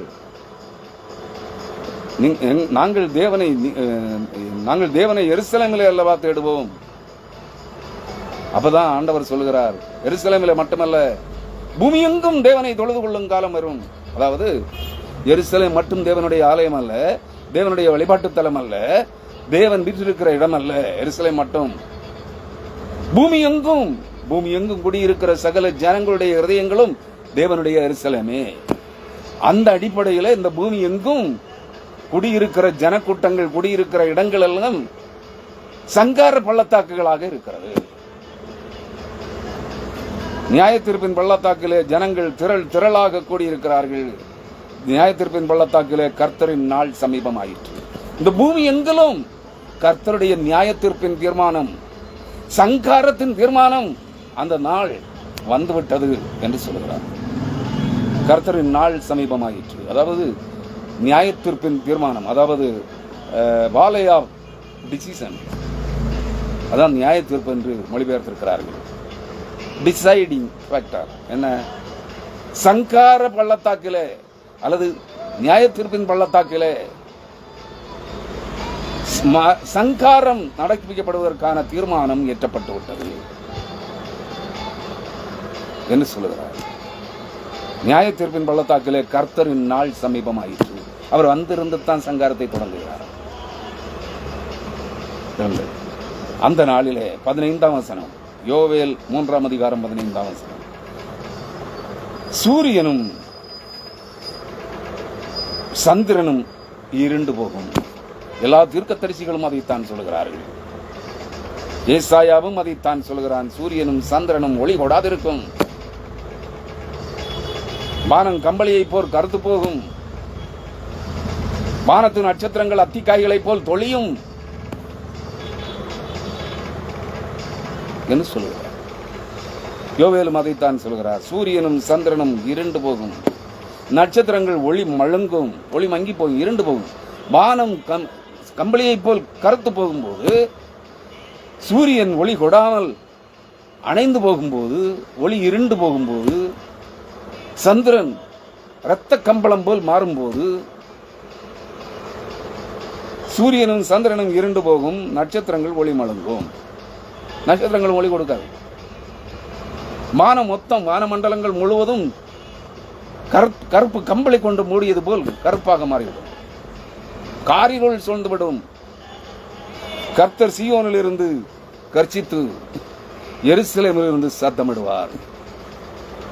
கர்த்தர் சீயோனில் இருந்து, உன்னத சீயோனில் இருந்து, வானுலகத்தின் வானமண்டலங்களின் உன்னதங்களில் இருக்கிற உன்னத சீயோன் பர்வதத்தில் இருந்து, பரம எருசலேமில் இருந்து சத்தமிடுவார். கர்ச்சித்து, சிங்கம் கர்ச்சிப்பது போல் கர்ச்சித்து எருசலேமில் இருந்து சத்தமிடுவார். ஏன்னா அவர் எருசலேமுக்கு இறங்கி வருகிறார். இஸ்ரவேல் தேசத்தில் இருக்கிற எருசலேம் பட்டணத்திற்கு இறங்கி வருகிறார். எருசலேம் தேவாலயத்திற்கு இறங்கி வருகிறார். நன்றாக புரிந்து கொள்ளுங்கள். எருசலேமிலிருந்து சத்தமிடுவார். இந்த கடைசி யுத்தம் இஸ்ரவேல் ஜனங்களை பூமி எங்கும் சிதறடித்து தங்கள் இன்னாரென்று அறியாமல் கட்டுண்டு கிடக்கிறார்களே, மாம்சீக இச்சைகளிலும் மேலான ஆதிக்கம் தெரிவித்தவர்களுடைய அடிமைத்தனங்களிலும் பிசாசின் மாயவலைகளிலும் உலக சிற்றின்ப இச்சைகளிலும் கட்டப்பட்டு சிறைப்பட்டு கிடக்கிறார்களே, இந்த ஜனங்களை மீட்டு ரட்சிப்பதற்காக கர்த்தர் வானத்திலிருந்து உன்னத சீயோனிலிருந்து இறங்கி வந்து சிங்கம் கர்ச்சிக்கிறது போல் வானமும் பூமியும் சமுத்திரமும் குலுங்கும் போது அந்த பேரிரைச்சல் பலத்த ராணுவத்தின் யுத்த ராணுவத்தின் இரைச்சல் போல, சிங்கம் கர்ச்சிக்கிறது போல, இடி முழக்கம் போல், சங்கார புயல் போல், மகா பெருவெள்ளத்தின் இரைச்சல் போல் எல்லாம் சேர்ந்து வரும்போது உங்களுக்கு கர்ச்சிக்கிற சிங்கத்தின் இரைச்சல் தான் இருக்கும். எருசலேமிலிருந்து சத்தமிடுவார். இஸ்ரவேல் தேசத்தின் எருசலேம் பட்டணம், எருசலேம் தேவாலயத்தில் இருந்து, அந்த உன்னத கண்மலையிலிருந்து அவர் சத்தமிடுவார். வானமும் பூமியும் அதிரும். வானமும் பூமியும் அவர் சத்தமிடும் போது வானமும் பூமியும் அதிரும், அதிர்ந்து குலுங்கும். ஆகாய் தீர்க்கதரிசியும் அதைத்தான் சொல்லுகிறான். ஆகாய் 2ஆம் அதிகாரம் 6ஆம் வசனம் 7ஆம் வசனத்திலே, மீண்டும் ஒருமுறை வானத்தையும் பூமியையும் சமுத்திரத்தையும் அசைய பண்ணுவேன், சகல ஜாதிகளாலும் விரும்பப்பட்டவர் வருவார். அவர்தான் ஆண்டவர். சகல ஜாதிகளாலும் விரும்பப்பட்ட ஆண்டவராகிய இயேசு கிறிஸ்து, தேவனாகிய கர்த்தர். அதான் இங்க சொன்னாரே, யோவேல் 3ஆம் அதிகாரம் 12ஆம் வசனத்திலே, ஜாதிகள் எழும்பி யோசபாத்தின் பள்ளத்தாக்குக்கு வருவார்களாக, சுற்றிலும் உள்ள ஜாதிகளை, அதாவது தேவ ஜனங்களுக்கு விரோதமாய் கூட்டம் கொடுக்கிற இந்த பூமி எங்கிலும் இருக்கிற சகல சத்துருக்களையும் ஜாதிகளையும் நியாயந்திருக்க அங்கே நான் நிற்றிருப்பேன். எங்கே? எருசலேமிலே, ஒலிவமலையிலே. எந்த ஒலிவமலையில் இருந்த ஆண்டவராகிய இயேசு கிறிஸ்து பரலோகத்திற்கு வெண்மேகத்திலே ஏறி போனாரோ அதே ஒலிவமலையில மேல் சகரியா 14ஆம் அதிகாரம் 4ஆம் வசனத்தின்படி 4-5 வசனங்களின்படி அவர் அதே ஒலிவமலையின் மேல் வந்து இறங்குவார். அங்கே சகல பரிசுத்தவான்களோடும் வானுலக யுத்த சேனைகளோடும் அவர் அங்கே வீற்றிருப்பார். சகரியா 14ஆம் அதிகாரம் 5ஆம் வசனத்திலே ஒலிவமலை 2ஆக பிளந்து, கிழக்கு மேற்காக பிளந்து, வலது பக்கம் ஒருபுறம் வலது பக்கத்திலும் ஒருபுறம் தெற்கு பக்கத்திலும் பிளந்து விரிந்து அங்கே போய்விடும். அந்த பிளந்து ஒலிவமலை 2ஆக பிளந்து போகிற அந்த மலைகளின் பள்ளத்தாக்கிலே, மலைகளின் இடைவெளியாகிய அந்த சமவெளி வழியாக நீங்கள் ஓடி போவீர்கள் என்று சொல்கிறார். சங்காரத்திற்கு பயந்து அங்கேதான் சங்கார பள்ளத்தாக்கு, பயந்து ஓடி போவீர்கள் என்று சொல்கிறார். சகரியா 14ஆம் அதிகாரம், அந்நாளிலே அவருடைய பாதங்கள், 14ஆம் அதிகாரம் 4ஆம் வசனம், அந்நாளிலே அவருடைய பாதங்கள் கிழக்கே எருசலேமுக்கு எதிரே இருக்கிற ஒலிவமலையின் மேல் நிற்கும். அப்பொழுது மகா பெரிய பள்ளத்தாக்கு உண்டாகும்படி ஒலிவமலை தன் நடு மையத்திலே கிழக்கு மேற்காக பிளந்து போகும். அதனாலே ஒரு பாதி வடது பக்கத்திலும் ஒரு பாதி தென் பக்கத்திலும் சாயும். மகா பெரிய பள்ளத்தாக்கு. ஒலிவமலை கிழக்கு மேற்காக 2ஆக பிளந்து போகின்ற போது அந்த பிளந்து போகிற 2 பாதி மலைகளுக்கும் இடையிலே மகாபெரிய பள்ளத்தாக்கு. இந்த பூமியில் வேறெங்கும் இல்லாத ஒரு மகா பெரிய சங்கார பள்ளத்தாக்கு. இப்பொழுதும் அது புதைக்கிற மரிக்கிறவர்களை அல்லது கொலை செய்யப்படுகிறவர்களை, செத்தவர்களை புதைக்கிற பள்ளத்தாக்காக தான் இருக்கிறது எருசலேம் தேவாலயத்தின் கிழக்கு பக்கம். இனி அது மகா சங்கார பள்ளத்தாக்காக மாறப்போகிறது. எருசலேமுக்கு விரோதமாய் கூட்டம் கொடுக்கிற அனைவரும் அங்கே சிதைக்கப்படுவார்கள். சகரியா 12ஆம் அதிகாரம் 2ஆம் வசனம் 3ஆம் வசனம், எருசலேமை கிளப்புகிற அனைவரையும் அந்த எருசலேம் சிதைத்து போடும். எருசலேமை அவர்களுக்கு பாரமான கல்லாக்குவேன். தேடி வாசியுங்கள், எல்லா தீர்க்க தரிசன புத்தகங்களிலும் இருக்கிறது. கிறிஸ்துவுக்குள் அருமையானவர்களே, வீணாய் நானும் ஆண்டவரை, நான் கிறிஸ்தவன், நானும் ஆவி அபிஷேகம் பெற்றவன் என்று சொல்லிக்கொண்டு அலையாதே. சம்பாத்திய வெறி உன்னை ஆட்டி அலைக்கழித்துக் கொண்டிருக்கிறது. மதுபான வெறி உன்னை பிடித்து உலுக்கிக் கொண்டிருக்கிறது. காம வெறி, காம இச்சைகளின் வெறி உங்களிலே வழிந்தோடி கொண்டிருக்கிறது. நான் கிறிஸ்தவன் என்று சொல்லாதே. நீ தேவனுக்கு பயந்து அவருடைய மீட்பின் நாளுக்கு, அவருடைய கர்த்தருடைய நாளுக்கு எதிர்பார்த்திரு என்று வேதம் சொல்லுகிறது. அந்நாளிலே சகரியாவும் சொல்லுகிறார். அந்நாளிலே சகரியா தீர்க்கதரிசியின் புஸ்தகம் 14ஆம் அதிகாரம் 5ஆம் வசனத்திலே, அப்பொழுது என் மலைகளின் பள்ளத்தாக்கு வழியாய் ஓடி போவீர்கள். எங்கே ஓடி போவீர்கள்? உயிர் தப்பி பிழைக்க. என் மலைகளின் எருசலேமை பிடுங்கி போட வேண்டும், தேவ ஜனங்களை வேரடி மண்ணோடு பிடுங்கி போட வேண்டும் என்று கூட்டம் கொடுக்கிறீர்களே, பூமி எங்கிலும் இருக்கிறவர்களே, இஸ்ரவேலர்களுக்கு விரோதமாய், தேவனால் தெரிந்து கொள்ளப்பட்டவர்களுக்கு விரோதமாய், கிறிஸ்துவின் கண்மலையாம் இயேசு கிறிஸ்துவின் ரத்தத்தினால் கழுவி சுத்திகரிக்கப்படுகிறவர்களுக்கு விரோதமாய், அவரால் தெரிந்து கொள்ளப்பட்டு மீட்டு ரட்சிக்கப்படுகிறவர்களுக்கு விரோதமாய், அவரால் தெரிந்து கொள்ளப்பட்டு பூமியின் சர்வ எல்லைகளிலும் இருந்து தேவ சமூகத்திலே தேவனுடைய பிள்ளைகளாய் கூட்டி சேர்க்கப்படுகிறவர்களுக்கு விரோதமாய் எழும்பி கொந்தளிக்கிறீர்களே, நீங்கள் எங்கே ஓடுவீர்களாம்? அப்பொழுது என் மலைகளின் பள்ளத்தாக்கு வழியாய் ஓடிப்போவீர்கள். எந்த மலைகளின்? ஒலிவமலை 2ஆக கிழக்கு மேற்காக பிளந்து வடது பக்கத்திலும் இடது பக்கத்திலுமாக சாய்ந்து போகிற போது மகா பெரிய பள்ளத்தாக்கு. அந்த மலைகளின், ஒலிவமலையின் 2 பாதிகளின் இடைவெளி அந்த மகா பெரிய பள்ளத்தாக்கு வழியாக, அந்த சமவெளி வழியாக, பள்ளத்தாக்குன்னா சமவெளி, சமவெளிகளின் வழியாக ஓடி போவீர்கள். மலைகளின் பள்ளத்தாக்கு ஆசால் மட்டும் போகும். நீங்கள் யூதாவின் ராஜாவாகிய உசியாவின் நாட்களில் பூமி எதிர்ச்சிக்கு தப்பி ஓடி போனது போல ஓடி போவீர்கள் என்று என் தேவனாகிய கர்த்தர் சொல்லுகிறார். என் தேவனாகிய கர்த்தர் வருவார், அதாவது ஆண்டவராகிய இயேசு கிறிஸ்துவாக வருவார். தேவனாகிய கர்த்தர் தான் ஆண்டவராகிய இயேசு கிறிஸ்து. யோவேல் தீர்க்கதரிசியின் புஸ்தகம் 3ஆம் அதிகாரம் 12ஆம் வசனத்திலே அங்கே நான் வீற்றிருப்பேன் என்றார். இங்கே நான் வருவேன், என் தேவனாகிய கர்த்தர் வருவார். தேவரீரோட எல்லா பரிசுத்தவான்களும் வருவார்கள். அவர்தான் இயேசு கிறிஸ்து. சகல பரிசுத்தவான்களும் அவரோடு தான் வருவார்கள். கிறிஸ்துவுக்குள் அன்பானவர்களே, ஆயத்தமாகுங்கள். அந்நாளிலே வெளிச்சம் இல்லாமல் ஒருவேளை பிரகாசமும் ஒருவேளை மப்புமாயிருக்கும். ஒரு நாள் உண்டு, ஒரு நாள் உண்டு. அது அவருக்கு மட்டும்தான் தெரியுமா? அது கர்த்தருக்கு தெரிந்தது. அது பகலும் அல்ல, இரவும் அல்ல, ஆனாலும் சாயங்காலத்திலே வெளிச்சம் உண்டாகும். யோவேலும் அதைத்தான் சொல்கிறார். சூரியனும் சந்திரனும் இருண்டு போகும், நட்சத்திரங்கள் ஒளிமலங்கும். கர்த்தர் சீயோனில் இருந்து கர்ச்சித்து எருசலேமில் இருந்து சத்தமிடுவார். எங்க இருப்பார்? எருசலேமின் கிழக்கிலே ஒலிவ மலையின் மேல் இருப்பார், அல்லது எருசலேம் தேவாலயத்தில் இருப்பார். எந்த இடத்திலே ஆபிரகாம் ஈசாக்கை தேவனுக்கு பலி செலுத்த அங்கே எந்த மலையின் மேல், எந்த கண்மலையின் மேல் பலியிட சொன்னாரோ அந்த கண்மலையிலே அவர் வீற்றிருப்பார். அது அன்று தேவனுடைய ஜனங்களுடையதாகும். அதை யாரும் பிடுங்கிட்டு போக முடியாது. பெலிஸ்தீனும் பிடுங்க முடியாது, தீரு பட்டணத்தார்களும் பிடுங்க முடியாது, சீதோனியர்களும் பிடுங்க முடியாது, ஈராக் பாரசீகர்களும் ஈரானியர்களும் அசீரியர்களும் சீரியர்களும் யாரும் பிடுங்க முடியாது. துருக்கியர்களோ யாரும் பிடுங்க முடியாது. அதை புரிந்து கொள்ளுங்கள். தேவனுடைய ஜனங்களையும் பிடுங்க முடியாது. தேவாலயத்தை, எருசலேம் பட்டணத்தையோ, எருசலேம் பட்டணத்தில் இருந்த அந்த மலையின் மேல் இருந்த தேவாலயத்தையோ, அந்த பகுதிகளையோ, தேவ ஜனங்களையோ எவனும் பிடுங்க முடியாது. எருசலேமிலிருந்து சத்தமிடுவார், வானமும் பூமியும் அதிரும். இதைத்தான் எல்லா தீர்க்கதரிசிகளும் சொல்கிறார்கள். மீண்டும் ஒருமுறை வானத்தையும் பூமியையும் சமுத்திரத்தையும் அசைய பண்ணுவேன், சகல ஜாதிகளையும் அசைய பண்ணுவேன், சகல ஜாதிகளையும் அசைய பண்ணுவேன், சகல ஜாதிகளாலும் விரும்பப்படுகிறவர் வருவார். முந்தின ஆலயத்தின் மகிமையை பார்க்கலும் இந்த பிந்தின ஆலயத்தின் மகிமை மகா பெரிதாக இருக்கும். சகல ஜாதிகளாலும் விரும்பப்படுகிற உன்னதமான தேவன் வருவார். அவர் உயிர்த்தெழுந்த ஆண்டவராகிய இயேசு கிறிஸ்துவே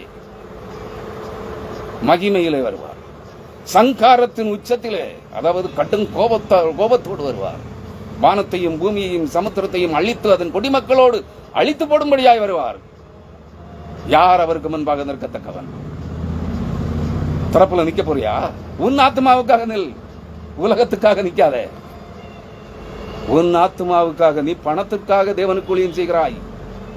பணத்துக்காக, பணம் சம்பாதிப்பதற்காக, கோடிக்கணக்கான காணிக்கை பணம் சம்பாதிப்பதற்காக நான் உலகத்திற்காக, பூமிக்காக திறப்பிலே நிற்கிறேன் என்று சொல்லுகிறாய். நீ மனம் திரும்பாத மகா பாவி. உன்னை பின்பற்றுகிறவர்களும் உன்னை போன்றவர்களே அநியாயக்காரர்களும் சம்பாத்திய வெறி பிடித்து நடக்கிறார்கள். பெருமையின் உச்சத்தில் ஏறி இருக்கிறாய்.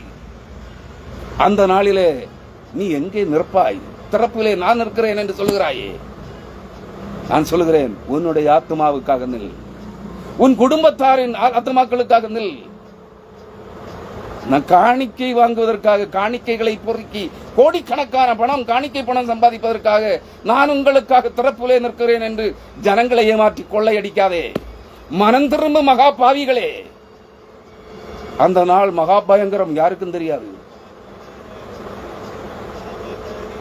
கிறிஸ்துவுக்குள் அருமையானவர்களை அவர் சொல்கிறார், கர்த்தர் தமது அப்பொழுது, ஆனாலும் வானமும் பூமியும் அதிரும், ஆனாலும் கர்த்தர் தமது ஜனத்துக்கு அடைக்கலமும் இஸ்ரவேல் புத்திரருக்கு அரணான கோட்டையுமாயிருப்பார்.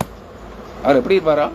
நீங்க சொல்றீங்க இயேசு கிறிஸ்து மேசியா, இயேசு கிறிஸ்துவை சிலுவையிலிருந்து கொலை செய்து விட்டார்கள். அது மகா பெரிய பாவம் இஸ்ரவேலர்களுக்கு, யூதர்களுக்கு இல்லையா? அது தேவனுடைய தீர்மானம், ஜனங்களுடைய தீர்மானம் அல்ல.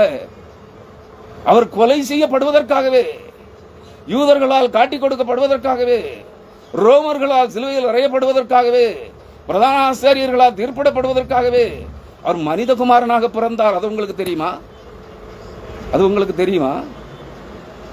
உனக்கு தெரிந்தது போல் யூதர்கள் பாவிகள் என்று சொல்கிறாய், இஸ்ரவேலர்கள் மகா பாவிகள், அவர்கள் உலகமெங்கும் திரடிக்கப்பட்டிருக்கிறார்கள் என்று சொல்லுகிறாய். தேவனாகிய கர்த்தர் மனிதகுமாரனாகிய இயேசு கிறிஸ்துவாக இந்த பூமியிலே பிறந்ததே உன்னையும் என்னையும் மீட்டு ரட்சிப்பதற்கு, சிலுவையிலே ரத்தம் சிந்தி மரிப்பதற்காகவே. அது உனக்கு தெரியுமா? ரத்தம் சிந்துதல் இல்லாமல் பாவ மன்னிப்பு இல்லையே. நீ ஆடு வெட்டுற, கோழி வெட்டுற, இன்னைக்கு வெட்டுறையே. நீ ஏன் இயேசு கிறிஸ்து சிலுவையிலே ரத்தம் சிந்தினது என் பாவத்தின் பரிகார பலியாக சிலுவையிலே ரத்தம் சிந்தி மரித்தார் என்று நீ நம்பவில்லை. அதனால நீ என்ன பண்ற? நீ செய்கிற அட்டூழியங்கள், பாவம், கொள்ளை, கொலை அனைத்திற்கும் கோழி வெட்டி ரத்தம் விடுற, ஆடு வெட்டி ரத்தம் ஊத்துற, மாடு வெட்டி கிடா வெட்டி வெளி கொடுக்கிற பாவ பரிகாரம். இயேசு கிறிஸ்துவின் சிலுவையில் சிந்தின ரத்தத்தை நம்பவில்லை. நீ தண்ணீர்ல முங்கினவாச்சே. பிராமணை வேதம் ஓதி அக்னி குண்டத்தை சுத்தி வந்து ஆத்து தண்ணியில போய் கிழக்க நின்று 3 முறை மூக்க பிடிச்சுக்கிட்டு வெள்ளத்துல முங்கி சூரியனை கும்பிடுற கூட்டமாச்சே நீங்க. நீங்க விளக்க கொளுத்தி அக்னி குண்டத்தை போல அவன் எப்படி அக்னி குண்டத்தை சுற்றி உட்கார்ந்து வேதம் போதி விளங்காத பேச்சில வேதம் போதி உளறி முடித்துட்டு ஆத்துல போய் முழுகி எழும்புறானோ, மறுபடி பிறந்துட்டேன்னு. அதை இருபிறப்பாளர்கள் நாங்கள் மறுபடி பிறந்து விட்டோம் என்று எந்த சடங்குகளை செய்து கொண்டிருக்கிறார்களோ அதே சடங்குகளை வேதம் போதி உளறல் பேச்சை பேசி தண்ணீரிலே முழுகி நான் பரிசுத்தம் அடைந்து விட்டேன், மறுபடி பிறந்து விட்டேன் என்று சொல்கிற புண்ணாக்கு கூட்டம் தானே நீங்கள் கிறிஸ்தவர்கள், திறப்பின் வாசல்ல நிற்கிறவர்கள் இல்லையோ? கிறிஸ்துவுக்குள் அருமையானவர்களே, இயேசு கிறிஸ்து சிலுவையில் ரத்தம் சிந்தி மரிப்பதற்காகவே, பாவ மனுக்குலத்தின் மீட்புக்காகவே, மீட்பராக, இரட்சகராக, மேசியாவாக, கிறிஸ்துவாக இயேசுவின் நாமத்தில் பிறந்தார். நீ அதை நம்பலையே. அதற்கு அவர்கள் கருவிகளாக்கப்பட்டார்கள், அவ்வளவுதான். யூதாஸ் காட்டிக் கொடுக்கிறவனாக, ஒரு யூதன் யூதாஸ் காரியோத் அவரோடு இருந்து காட்டிக் கொடுக்கிறவனாக மாறினான். ஏன் கிறிஸ்தவர்களே நீங்கள் இல்லையோ? உங்கள் கைகளிலே கொடுக்கப்பட்ட மந்தையின் ஆடுகளை நரவேட்டையாடிக்கொண்டு நரக அக்கினிக்கு நேராக நடத்தி கொண்டிருக்கிறீர்களே. நீங்கள் சாத்தானுடைய கைக்கூலிகள் அல்லவா? தேவன் உங்கள் கைகளிலே தந்த தேவ ஜனங்களை நல்ல மேய்ச்சலிலே கிறிஸ்துவின் மந்தையிலே கூட்டி சேர்க்காதபடி சாத்தானுக்கு மக்களாக விற்றுக் கொண்டிருக்கிறீர்களே. நீங்கள் துரோகிகள் இல்லையா? தேவ ஜனங்களை சாத்தானுக்கும் பிசாசுகளுக்கும் கூட்டி கொடுக்கிறவர்கள் அல்லவா நீங்கள்? நீங்கள் பாவிகள் அல்லவா? யூதர்கள் பாவிகளா? அது அவர்களுக்கு மேல் நியமிக்கப்பட்டது. இயேசு கிறிஸ்துவை யூதர்களை காட்டிக் கொடுக்க வேண்டும், பிரதான ஆசாரியர்களே ஏற்பட வேண்டும், ரோமர்கள் கொலை செய்ய வேண்டும். அது அவருடைய தீர்மானம். அவருடைய தீர்மானங்களை பொய்யாக்க நினைக்கிறீர்களா? அதனால் யூதர்கள் பொய்யர்கள், யூதர்கள் கேடு கட்டவர்கள், பாவிகள் என்று சொல்கிறீர்களா? தேவனுடைய தீர்மானத்தை செய்து நிறைவேற்றியவர்கள். அதை புரிந்து கொள்ளுங்கள். நீ எதை செய்து நிறைவேற்றி இருக்கிறாய்? தேவனுடைய வார்த்தைகளில ஒரு வார்த்தையை உன்னால் நிறைவேற்ற முடிகிறதா? இல்லையே.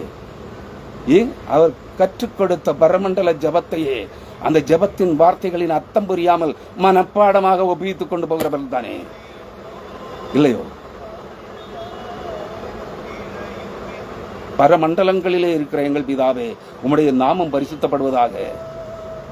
தேவனுடைய நாமத்தை பரிசுத்தப்படுத்த நீங்கள் ஒரு நொடி பொழுதாகிலும் பரிசுத்தமாய் வாழ்ந்திருக்கிறீர்களா?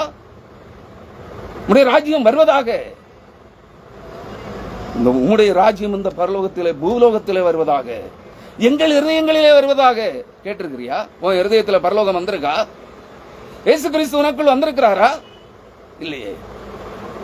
உனக்குள்ள பணம் தான் ஐயா இருக்கு, சம்பாத்திய பறி, பண ஆசையின் இச்சை உன் இருதயத்திலே வழிந்தோடி கொண்டிருக்கிறதே. வாயு நிறைய போய், இருதயம் நிறைய போய், பொல்லாத எண்ணங்கள் உன் இருதயத்திலே நிறைந்து வழிந்தோடி கொண்டிருக்கிறதே. அதானே அங்கே சொல்லுகிறார், ஆலைகள் வழிந்தோடுகிறது. ஆலை நிரம்பி இருக்கிறது, ஆலையின் தொட்டிகள் வழிந்தோடுகிறது. யாரை பார்த்து சொல்லுகிறார்? மாட்டுக்கு வைக்கிற தொட்டியிலையா தண்ணி நிரம்பி இருக்கு? இல்லையே. பூமியின் பயிர்கள் விளைந்தது நீங்கள், பூமியின் மனிதர்கள். அது ஏன் எனக்கு புரியாம போச்சு? ஊழியக்காரன் பரிசுத்தவான்கள், மறுபடி பிறந்து விட்ட பரிசுத்தவான்கள் வேசி பிள்ளைகளாய் வாழ்ந்து கொண்டிருக்கிறார்கள். காம இச்சையின் வெறி தலைக்கேறி அலைந்து கொண்டிருக்கிறார்கள். பகலில் பரிசுத்தவான்கள், இரவில் காமவரியர்கள். பொய் சொல்லி பணம் சம்பாதிக்கிறான், காணிக்க வாங்குறான். கர்த்தரை அறியாத இந்த ஓநாய் கூட்டம், கிறிஸ்துவின் ரத்தத்தால் கழுவப்பட்டு பரிசுத்தமாக்கப்படாத இந்த ஓநாய்களின் கூட்டம் ஆற்றின் தண்ணீர்களிலே முழுகி நாங்கள் பரிசுத்தவான்கள் என்று உளறிக் கொண்டிருக்கிறார்கள். பைத்தியம் பிடித்து விட்டது இவர்களுக்கு. அதனால் சொல்லுகிறார்கள், இயேசு கிறிஸ்துவின் ரத்தம் பூமியிலே சிந்தி மனுக்குல பாவம் தீர்ப்ப பாவத்தின் பரிகார பலியாக இயேசு கிறிஸ்துவின் ரத்தம் விலைக்கிரயமாக இந்த பூமியிலே சிந்தப்படுவதற்காக ஏதோ ஒரு சிலர் அன்றிருந்த அந்த காலத்தில் இருந்த அதற்கு நியமிக்கப்பட்டிருந்த பிரதானாச்சாரியர்களும் யூதர்களும் அவரை காட்டிக் கொடுத்து விட்டார்கள். அவர்கள் மகாபாவிகளாம், இவர்கள் எல்லாம் பரிசுத்தர்களாம், நியாயம் தீர்க்க தொடங்கி இருக்கிறார்கள். அவர் சொல்லுகிறார், எருசலேமிலிருந்து கர்த்தர் சீயோனிலிருந்து கர்ஜித்து எருசலேமிலிருந்து சத்தமிடுவார், வானமும் பூமியும் அதிரும். ஆனாலும் கர்த்தர் தமது ஜனத்துக்கு, யாருக்கு? யூதர்களுக்கும் இஸ்ரவேலர்களுக்கும் இயேசு கிறிஸ்துவின் ரத்தத்தினால் மீட்டு ரட்சிக்கப்பட போகிற அனைத்து பூமியின் ஜனங்களுக்கும், எல்லாரும் இஸ்ரவேலர்கள் தான். யார் யார் இயேசு கிறிஸ்து சிலுவையில் சிந்தின ரத்தத்தினால் மீட்டு ரட்சிக்கப்படுகிறார்களோ அனைவரும் இஸ்ரவேலர்களே, தேவனால் தெரிந்து கொள்ளப்பட்டவர்களே. அவன் எந்த சாதியானாக இருந்தாலும் சரி, உனக்கு சாதி வரியே போகலையே. கிறிஸ்தவனே, திறப்பில் இருக்கிறவனே, காணிக்கைகளுக்காக திறப்பில் இருக்கிறேன் என்று சொல்லி லட்சோப லட்சம் ஜனங்களை ஏமாற்றி கொள்ளையடித்துக் கொண்டிருக்கிறவனே, உனக்கு சாதி வரி போகலையே.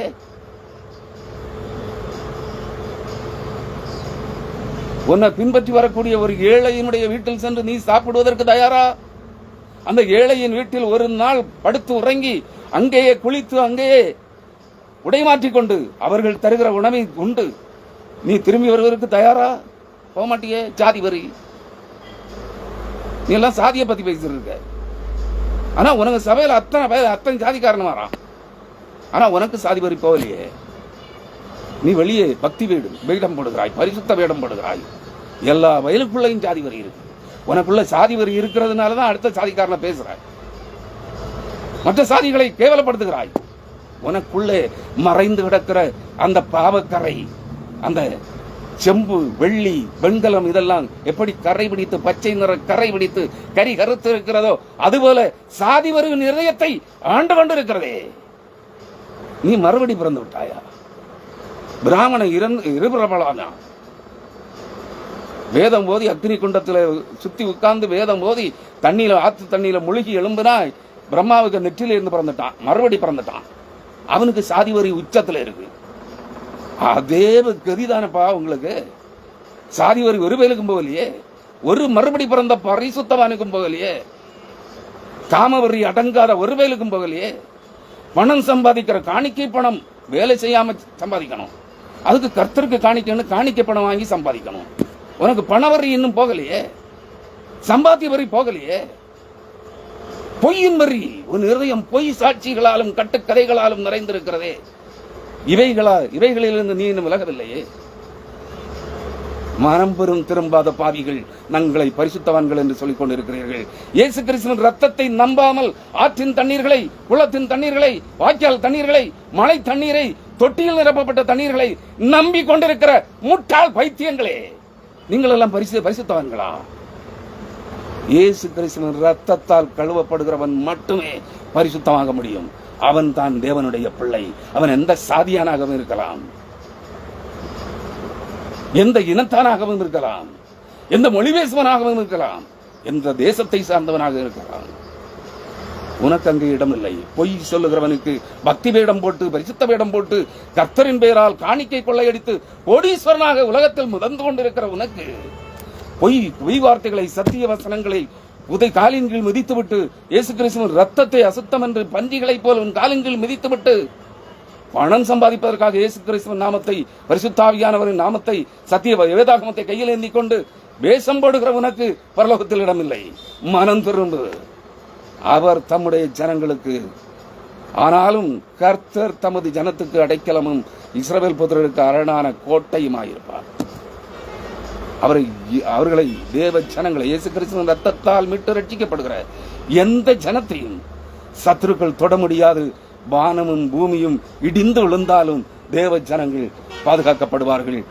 ஏன்? தேவன் வானத்தையும் பூமியையும் உண்டாக்கின தேவன், மரித்து உயிர்த்தல் மனுக்குலத்தை தம்முடைய தூய ரத்தத்தால் மீட்டு ரட்சித்த தேவன் அந்த ஜனத்திற்கு பாதுகாவலாக, அரணாக, கோட்டையாக வெண்கல அலங்கமாக இருப்பார். வானமும் பூமியும் அதன் மேல் இடிந்து விழுந்தாலும் தேவ ஜனங்களை எதுவும் தீண்ட முடியாது. அதை புரிந்து கொள்ளுங்கள். வெறும் காணிக்கை பணம் உலகத்தில் ஐஸ்வர்யவராக வாழ்வதல்ல, தேவனுடைய சமூகத்தில் நிற்பதற்கான தகுதி. அதை புரிந்து கொள். உன்னை கோடீஸ்வரர்கள், அதாவது உலக கோடீஸ்வரர்கள் எல்லாம் சேர்ந்து உன்னை பரிசுத்தவான் என்று சொன்னாலும் நீ தேவனுக்கு முன்பாக பாவிதான். பரிசுத்தமாக முடியாது. நீ தேவ சமூகத்தில் நிற்க முடியாது. நீ வாங்கி வைத்திருக்கிற, கொள்ளையடித்து சேர்த்திருக்கிற கர்த்தரின் பேரால், பரிசுத்தாவியின் பேரால், ஊழியங்களின் பேரால் காணிக்கை கொள்ளையடித்து சம்பாதித்து வைத்திருக்கிற பல ஆயிரம் லட்சம் கோடி பணம் உன்னை தப்புவிக்காது. உனக்கு காணிக்கை தர்றவங்களும் உன்னை தப்புவிக்க மாட்டார்கள். அதை புரிந்து கொள். மனம் திரும்ப. ஒன்றுமில்லாத ஏழைகள், ஒடுக்கப்பட்டு நெருக்கப்பட்டு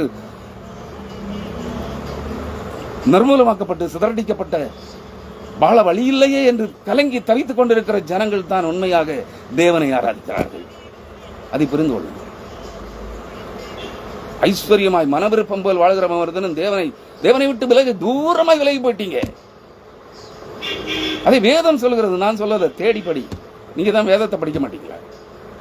அற்புதம், அடையாளம், அதிசயம், அந்நிய பாஷை, தீர்க்க தரிசனம், இதை தவிர வேற ஒன்றும் தெரியாது உங்களுக்கு. மனம் திரும்பு. கர்த்தர் வருகிறார். கர்த்தருடைய நாள் பயங்கரமாக இருக்கும். அந்த நாள் கிட்டி வருகிறது, அருகாமையில் வந்து கொண்டிருக்கிறது, சமீபமாய் வந்து கொண்டிருக்கிறது. அந்த நாள் கர்த்தருக்கு மட்டும் தெரியும், வேறு யாருக்கும் தெரியாது. அந்த நாள் நீ அடையாளம் கண்டு கொள்ளலாம். வானமும் பூமியும் சமுத்திரமும் ஒட்டுமொத்தமாக குலுங்கும். மலைகள் பெயர்ந்து போகும், பர்வதங்கள் விளந்து போகும், பள்ளத்தாக்குகள் உயர்ந்து சகல மேடுகளும் தாழ்ந்து சகல பள்ளங்களும் உயரும். கீழிருப்பதெல்லாம் மேலிருப்பவை எல்லாம் மண்ணுக்கடியில் போயிடும். ஆங்காங்கே நிலச்சரிவுகளை கேள்விப்படுகிறீர்கள். இதுபோல இல்லை, மலைகள் எல்லாம் சரிந்து பள்ளத்தாக்கு போயிடும். அந்த நாள், நீ அந்த நாளை காணப்போகிறீர்கள். அந்த நாள் எந்த நாள்னு யாருக்கும் தெரியாது, கர்த்தருக்கு மட்டுமே தெரிந்தது. ஆகவே எல்லா பணம், சம்பாத்திய வரி, பணவரி, காமவரி, மதுபான வரி, பணவரி, பொய்யின் வரி, இதை எல்லாத்தையும் விட்டு மனம் திரும்பி, விட்டு விலகி மனம் திரும்பி இயேசு கிறிஸ்துவின் ரத்தம் தெளிக்கப்படும் நாள் வரை தேவ சமூகத்தில் காத்திருங்கள். நீங்கள் மனம் திரும்பி அமர்ந்திருந்தால் ரட்சிக்கப்படுவீர்கள். அமைதியும் பொறுமையுமே உங்களுக்கு பலனாக இருக்க வேண்டும். இயேசு கிறிஸ்துவின் ரத்தத்தின் மேலுள்ள நம்பிக்கை உன் நோக்கம். பெந்தேகோஸ்தே நாளிலே அப்போஸ்தலர்கள் 120 பேர் ஒருமனப்பட்டு தாங்கள் எதை குறித்து கேட்டு பெற்றுக்கொள்ள வேண்டும் என்ற நோக்கத்தோடு மேல் வீட்டறையிலே கூடியிருந்தார்களோ, பரிசுத்தாவியானவர், வாக்குத்தத்தம் பண்ணப்பட்ட பரிசுத்தாவியானவரை பெற்றுக்கொள்வதற்காக மேல் வீட்டறையிலே கூடியிருந்து ஜபித்துக் கொண்டிருந்தார்கள். ஒரே நோக்கம், ஒரே எண்ணம், ஒரே மனம். உங்களுக்கு அப்படி இல்லையா? காணிக்கை இன்னைக்கு இவ்வளவு எத்தனை லட்சம் பேர் கணேசம் கூட்டத்துக்கு வருவாங்க, எவ்வளவு எத்தனை லட்சம் அல்லது எத்தனை கோடி காணிக்க பணம் கிடைக்கும்? இதானே உன்னுடைய நோக்கம். ஏன்னா உன்னை நடத்துகிற ஆவி அசுத்தாவி, பிசாசின் ஆவி அல்லவா, பொய்யின் ஆவி அல்லவா, பணம் சம்பாதிக்கிற ஆவி அல்லவா. அன்று 120 விசுவாசிகளும் 12 அப்போஸ்தலர்களும் அங்கே கூடியிருந்த இடத்திலே அந்த இடம் அசைந்தது. ஏன் இப்போ ஒரு இடத்துலையும் அசையல? உங்களுக்கு ஆவி கிடைக்கிற இடத்துல ஒரு இடமா அசையலையே. அக்னிமயமான நாவுகள் வந்து இறங்கிட்டு நீங்க அக்னி குண்டம் தான் வளர்க்குறீங்க. வரகு கட்டைகளை போட்டு சூடம் வச்சு அல்லது பெட்ரோல் விட்டு கொளுத்துறீங்க. இதான் பரலோக அக்னின்னு சொல்றீங்க. சகல 18 மொழி பேசுகின்ற 18 தேசங்களிலிருந்து பண்டிகை கொண்டாட வந்த சகல ஜனங்களும், இந்தியா, தமிழ் உட்பட, தமிழ் சமஸ்கிருதம் உட்பட 18 மொழி பேசுகின்ற ஜனங்கள், இந்தியா உட்பட, பழைய திருவிதாங்கோடு, கன்னியாகுமரி உட்பட 18 தேசங்களிலே சிதறி இருந்த இஸ்ரவேல் யூதர்கள் பண்டிகை கொண்டாட இஸ்லாமுக்கு போனாங்களே. அவங்களுக்கு எல்லாம் அப்போஸ்தலர்கள் பேசின ஒரு பாசை, இவங்களுக்கு எல்லாம் அவங்க ஜென்ம பாசையில கேட்டது. ஏன் நீங்க பேசுறது கேட்கல? உளறல் பேச்சு இல்லையோ? பிசாசுகளின் ஆவிகள் உங்கள் இல்லத்திலிருந்து உளறி கொண்டிருக்கிறது. அந்நிய பாஷைகளை, வெவ்வேறு பாஷைகள் அல்ல, பற்பல பாஷைகளும் அல்ல. இது அந்நிய பாஷை. அந்த பிசாசுகளுக்கு தான் புரியும், கர்த்தருக்கும் புரியாது. ஆகவே நீங்கள் மனம் திரும்பாத பாவிகள், மனம் திரும்புங்கள். இல்லையேல் கர்த்தருடைய மகா பயங்கரமான அந்த நாளிலே அவருக்கு முன்பாக நிலை நிற்கக்கூடாதபடிக்கு பள்ளத்தாக்குகளின் வழியாய் ஓடி போவீர்கள். ஓடி போய் இயேசு கிறிஸ்து சொன்னது போல தன்மைகளிலும் குகைகளிலும் பதுங்கிக் கொள்வீர்கள். மலைகளை பார்த்து எங்கள் மேல் விழுங்கள். மகா உன்னதமான பரிசுத்தமானவருக்கு முன்பாக நாங்கள் நிலை நிற்க முடியாதபடியினால் நீங்கள் எங்கள் மேல் விழுந்து எங்களை அழித்து போடுங்கள். விழும். மலைகள் பெயர்ந்து போகும், பர்வதங்கள் விளந்து போகும், மேடுகள் தாழ்த்தப்படும், பள்ளங்கள் உயர்த்தப்படும், பூமி பிளந்து போகும். எங்க எல்லாம் விழுந்து சாவீங்கன்னு தெரியாது. ஆமோஸ் 9ஆம் அதிகாரத்தின் பிற்பகுதிகளை படியுங்கள். அங்கேயும் தான் சொல்லுது. நான் சொல்லல, வேணும்னா சொல்லி அந்த வார்த்தைகளை கூறி வாசித்து காண்பித்து விட்டு செய்தியை நிறைவுக்கு கொண்டு வருகிறேன். ஆமோஸ் தீர்க்கதரிசியின் புத்தகம் 9ஆம் அதிகாரம்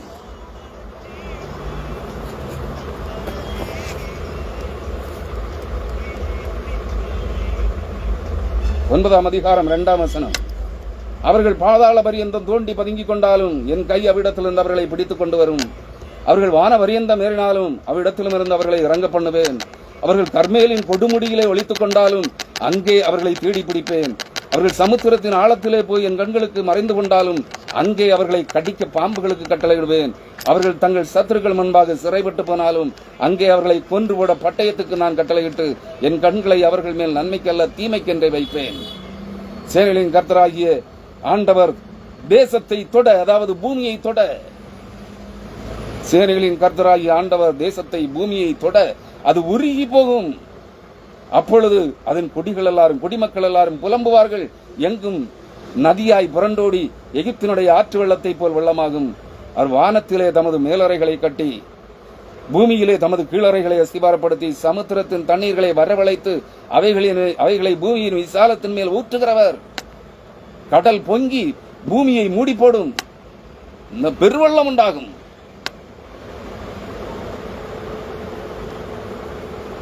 இஸ்ரவேல் புத்திரரே, நீங்கள் எனக்கு எத்தியோப்பியரின் புத்திரரை போல் இருக்கிறீர்கள் அல்லவோ என்று கர்த்தர் சொல்லுகிறார். இதோ கர்த்தராகிய ஆண்டவரின் கண்கள் பாவம் உள்ள ராஜ்யத்திற்கு விரோதமாக வைக்கப்பட்டிருக்கிறது. அதை பூமியின் மேல் இராதபடிக்கு அழித்து போடுவேன். ஆகிலும் யாக்கோபின் வம்சத்தை முழுவதும் அழிக்க மாட்டேன் என்று சொல்கிறார். அதான் இஸ்ரவேல், அதான் தெரிந்து கொள்ளப்பட்டவர்கள். அதை புரிந்து கொள்ளுங்கள். இதோ ஜல்லடையினால் சலித்தரிக்கிறது போல் இஸ்ரவேல் வம்சத்தாரை எல்லா ஜாதிகளுக்குள்ளும் சலித்தரிக்கும்படிக்கு நான் கட்டளையிடுவேன். ஆனாலும் ஒரு கோதுமை மணியும் தரையிலே விழுவதில்லை. நினைவில் வைத்துக் கொள்ளுங்கள். 20 ஆண்டுகளுக்கு முன்பு 2004ஆம் ஆண்டு டிசம்பர் மாதம் 24ஆம் தேதி நடுஇரவு, 25ஆம் தேதி அதிகாலையிலே ஒரு சுனாமி பேரழிவு. சுமார் 70-80 நாடுகள், கடற்கரை நாடுகளிலே லட்சோப லட்சம் கோடிக்கணக்கான ஜனங்கள் உயிரோடு வாரிக்கொள்ளப்பட்டார்கள். ஜல்லடையினால் அரிக்கிறது போல், அதாவது மீன் பிடிக்கிற வலைகளை கடலிலே விரித்து எப்படி அந்த வலைகளை மீன்களால் அள்ளிக்கொண்டு கரைக்கு வருவார்களோ அதுபோல் சலித்தரிக்கப்பட்டு கொலை செய்யப்பட்டார்கள், கொல்லப்பட்டார்கள். சர்வசங்காரம். அதைவிட 100 மடங்கு அதிகமாக இருக்கும் வரப்போகிற சங்காரம். கர்த்தருடைய மகா சங்காரத்தின் நாள் மறந்து விடாதீர்கள்.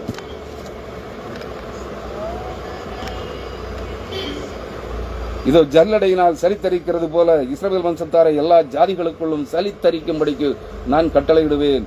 ஆனாலும் ஒரு கோதுமை மணியும் தரையிலே விடாது. இதுதான் நல்ல பயிர், நற்பயிர், நற்கனி கொடுக்கின்ற பயிர்கள்.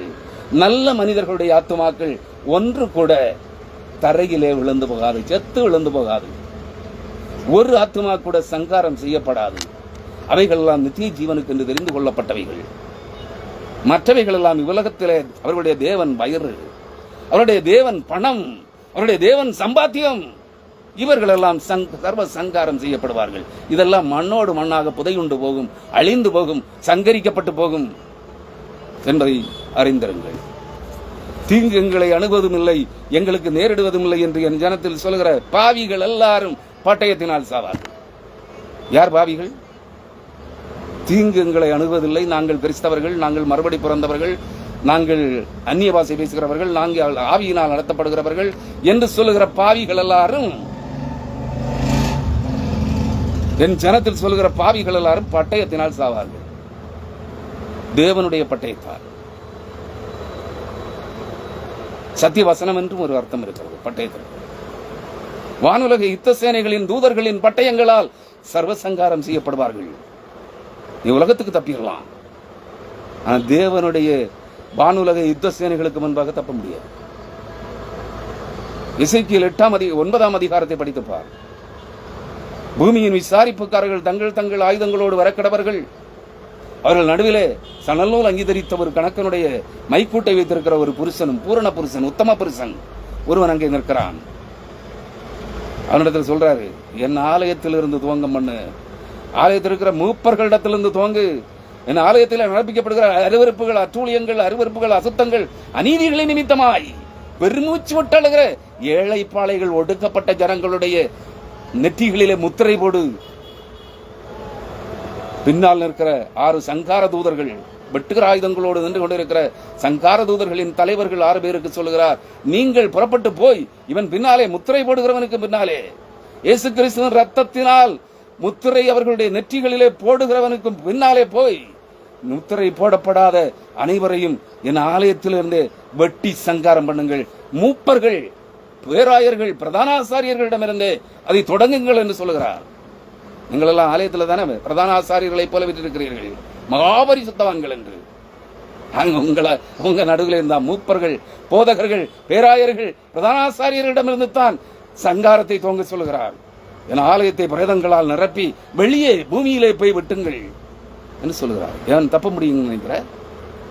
இங்க மனுஷனுக்கு முன்பாக நீ பரிசுத்தவனாக இருக்கலாம், தேவனுடைய மனுஷனாக இருக்கலாம், நீ கிறிஸ்துவாக இருக்கலாம். மனுஷர்களுக்கு முன்பாக நீ கிறிஸ்து அல்லவே, நீ தேவன் அல்லவே. மனம் திரும்பு, இல்லையே சர்வசங்காரம். இவர்களை பின்பற்றுகிறவர்களும் தேவனுடைய மனுஷர்கள் என்றும், இவர்களை பரிசுத்தவான்கள் என்றும், இவர்களை கிறிஸ்துக்கள் என்றும் ஒட்டி கும்மாளம் அடித்து மற்றவர்களை கேவலமாய் திட்டி கெட்ட வார்த்தைகளால் மறுபடி பிறந்தவனா, பரிசுத்தாவியினால் நடத்தப்படுகிறவனா, பரிசுத்தவானை பின்பற்றுகிறவனா, அவன் சொல்றான் வாயிலை காது கூசக்கூடிய கெட்ட வார்த்தைகளை பேசுறான். ஊடகங்கள்ல போய் பாருங்க, யூடியூப்ல போய் பாருங்க, ஒவ்வொரு பரிசுத்தவானும் பேசுறது எப்படின்னா, நாங்க எல்லாம் பேசினா கேவலம். நாங்க பேசுறது இல்லை, ஒரு காலத்துல பேசணும், இப்ப பேசுறது இல்லை. கடினமான வார்த்தைகளை சொன்னாலே பிடிக்கல உங்களுக்கு. அன்று கடினமான வாழ் கர்த்தருடைய பட்டயம் கடினமாக இருக்கும், தப்பி பிழைக்க மாட்டீர்கள். பள்ளத்தாக்குகளில் சமவெளிகள் வழியாய் ஓடி தப்புவீர்கள். அங்கே சமவெளிகள் பிளந்து போகும், பள்ளத்தாக்குகள் பிளந்து போகும், உயிரோடு விழுங்கி போடும் உங்களை. மனதில் வைத்துக் கொள்ளுங்கள், மனம் திரும்புங்கள். கர்த்தருடைய நாள் மகா பெரியது. அந்த நாளிலே நீங்கள் தேவனுக்கு முன்பாக நிற்க வேண்டும். அவர் உங்களுக்கு கண்மலையும் நித்திய அரணுள்ள கோட்டையும் அலங்கமுமாய், வெண்கல அலங்கமுமாய், அவருடைய பேழையிலே, அவருடைய அரணான கோட்டைக்குள்ளே நீங்கள் பாதுகாக்கப்பட வேண்டும். அதற்காக உங்களை ஆயத்தப்படுத்துங்கள். ஆமேன். கர்த்தர் வருகிறார். கர்த்தருடைய பரிசுத்த நாமத்திற்கு மகிமை உண்டாவதாக. ஹல்லேலூயா.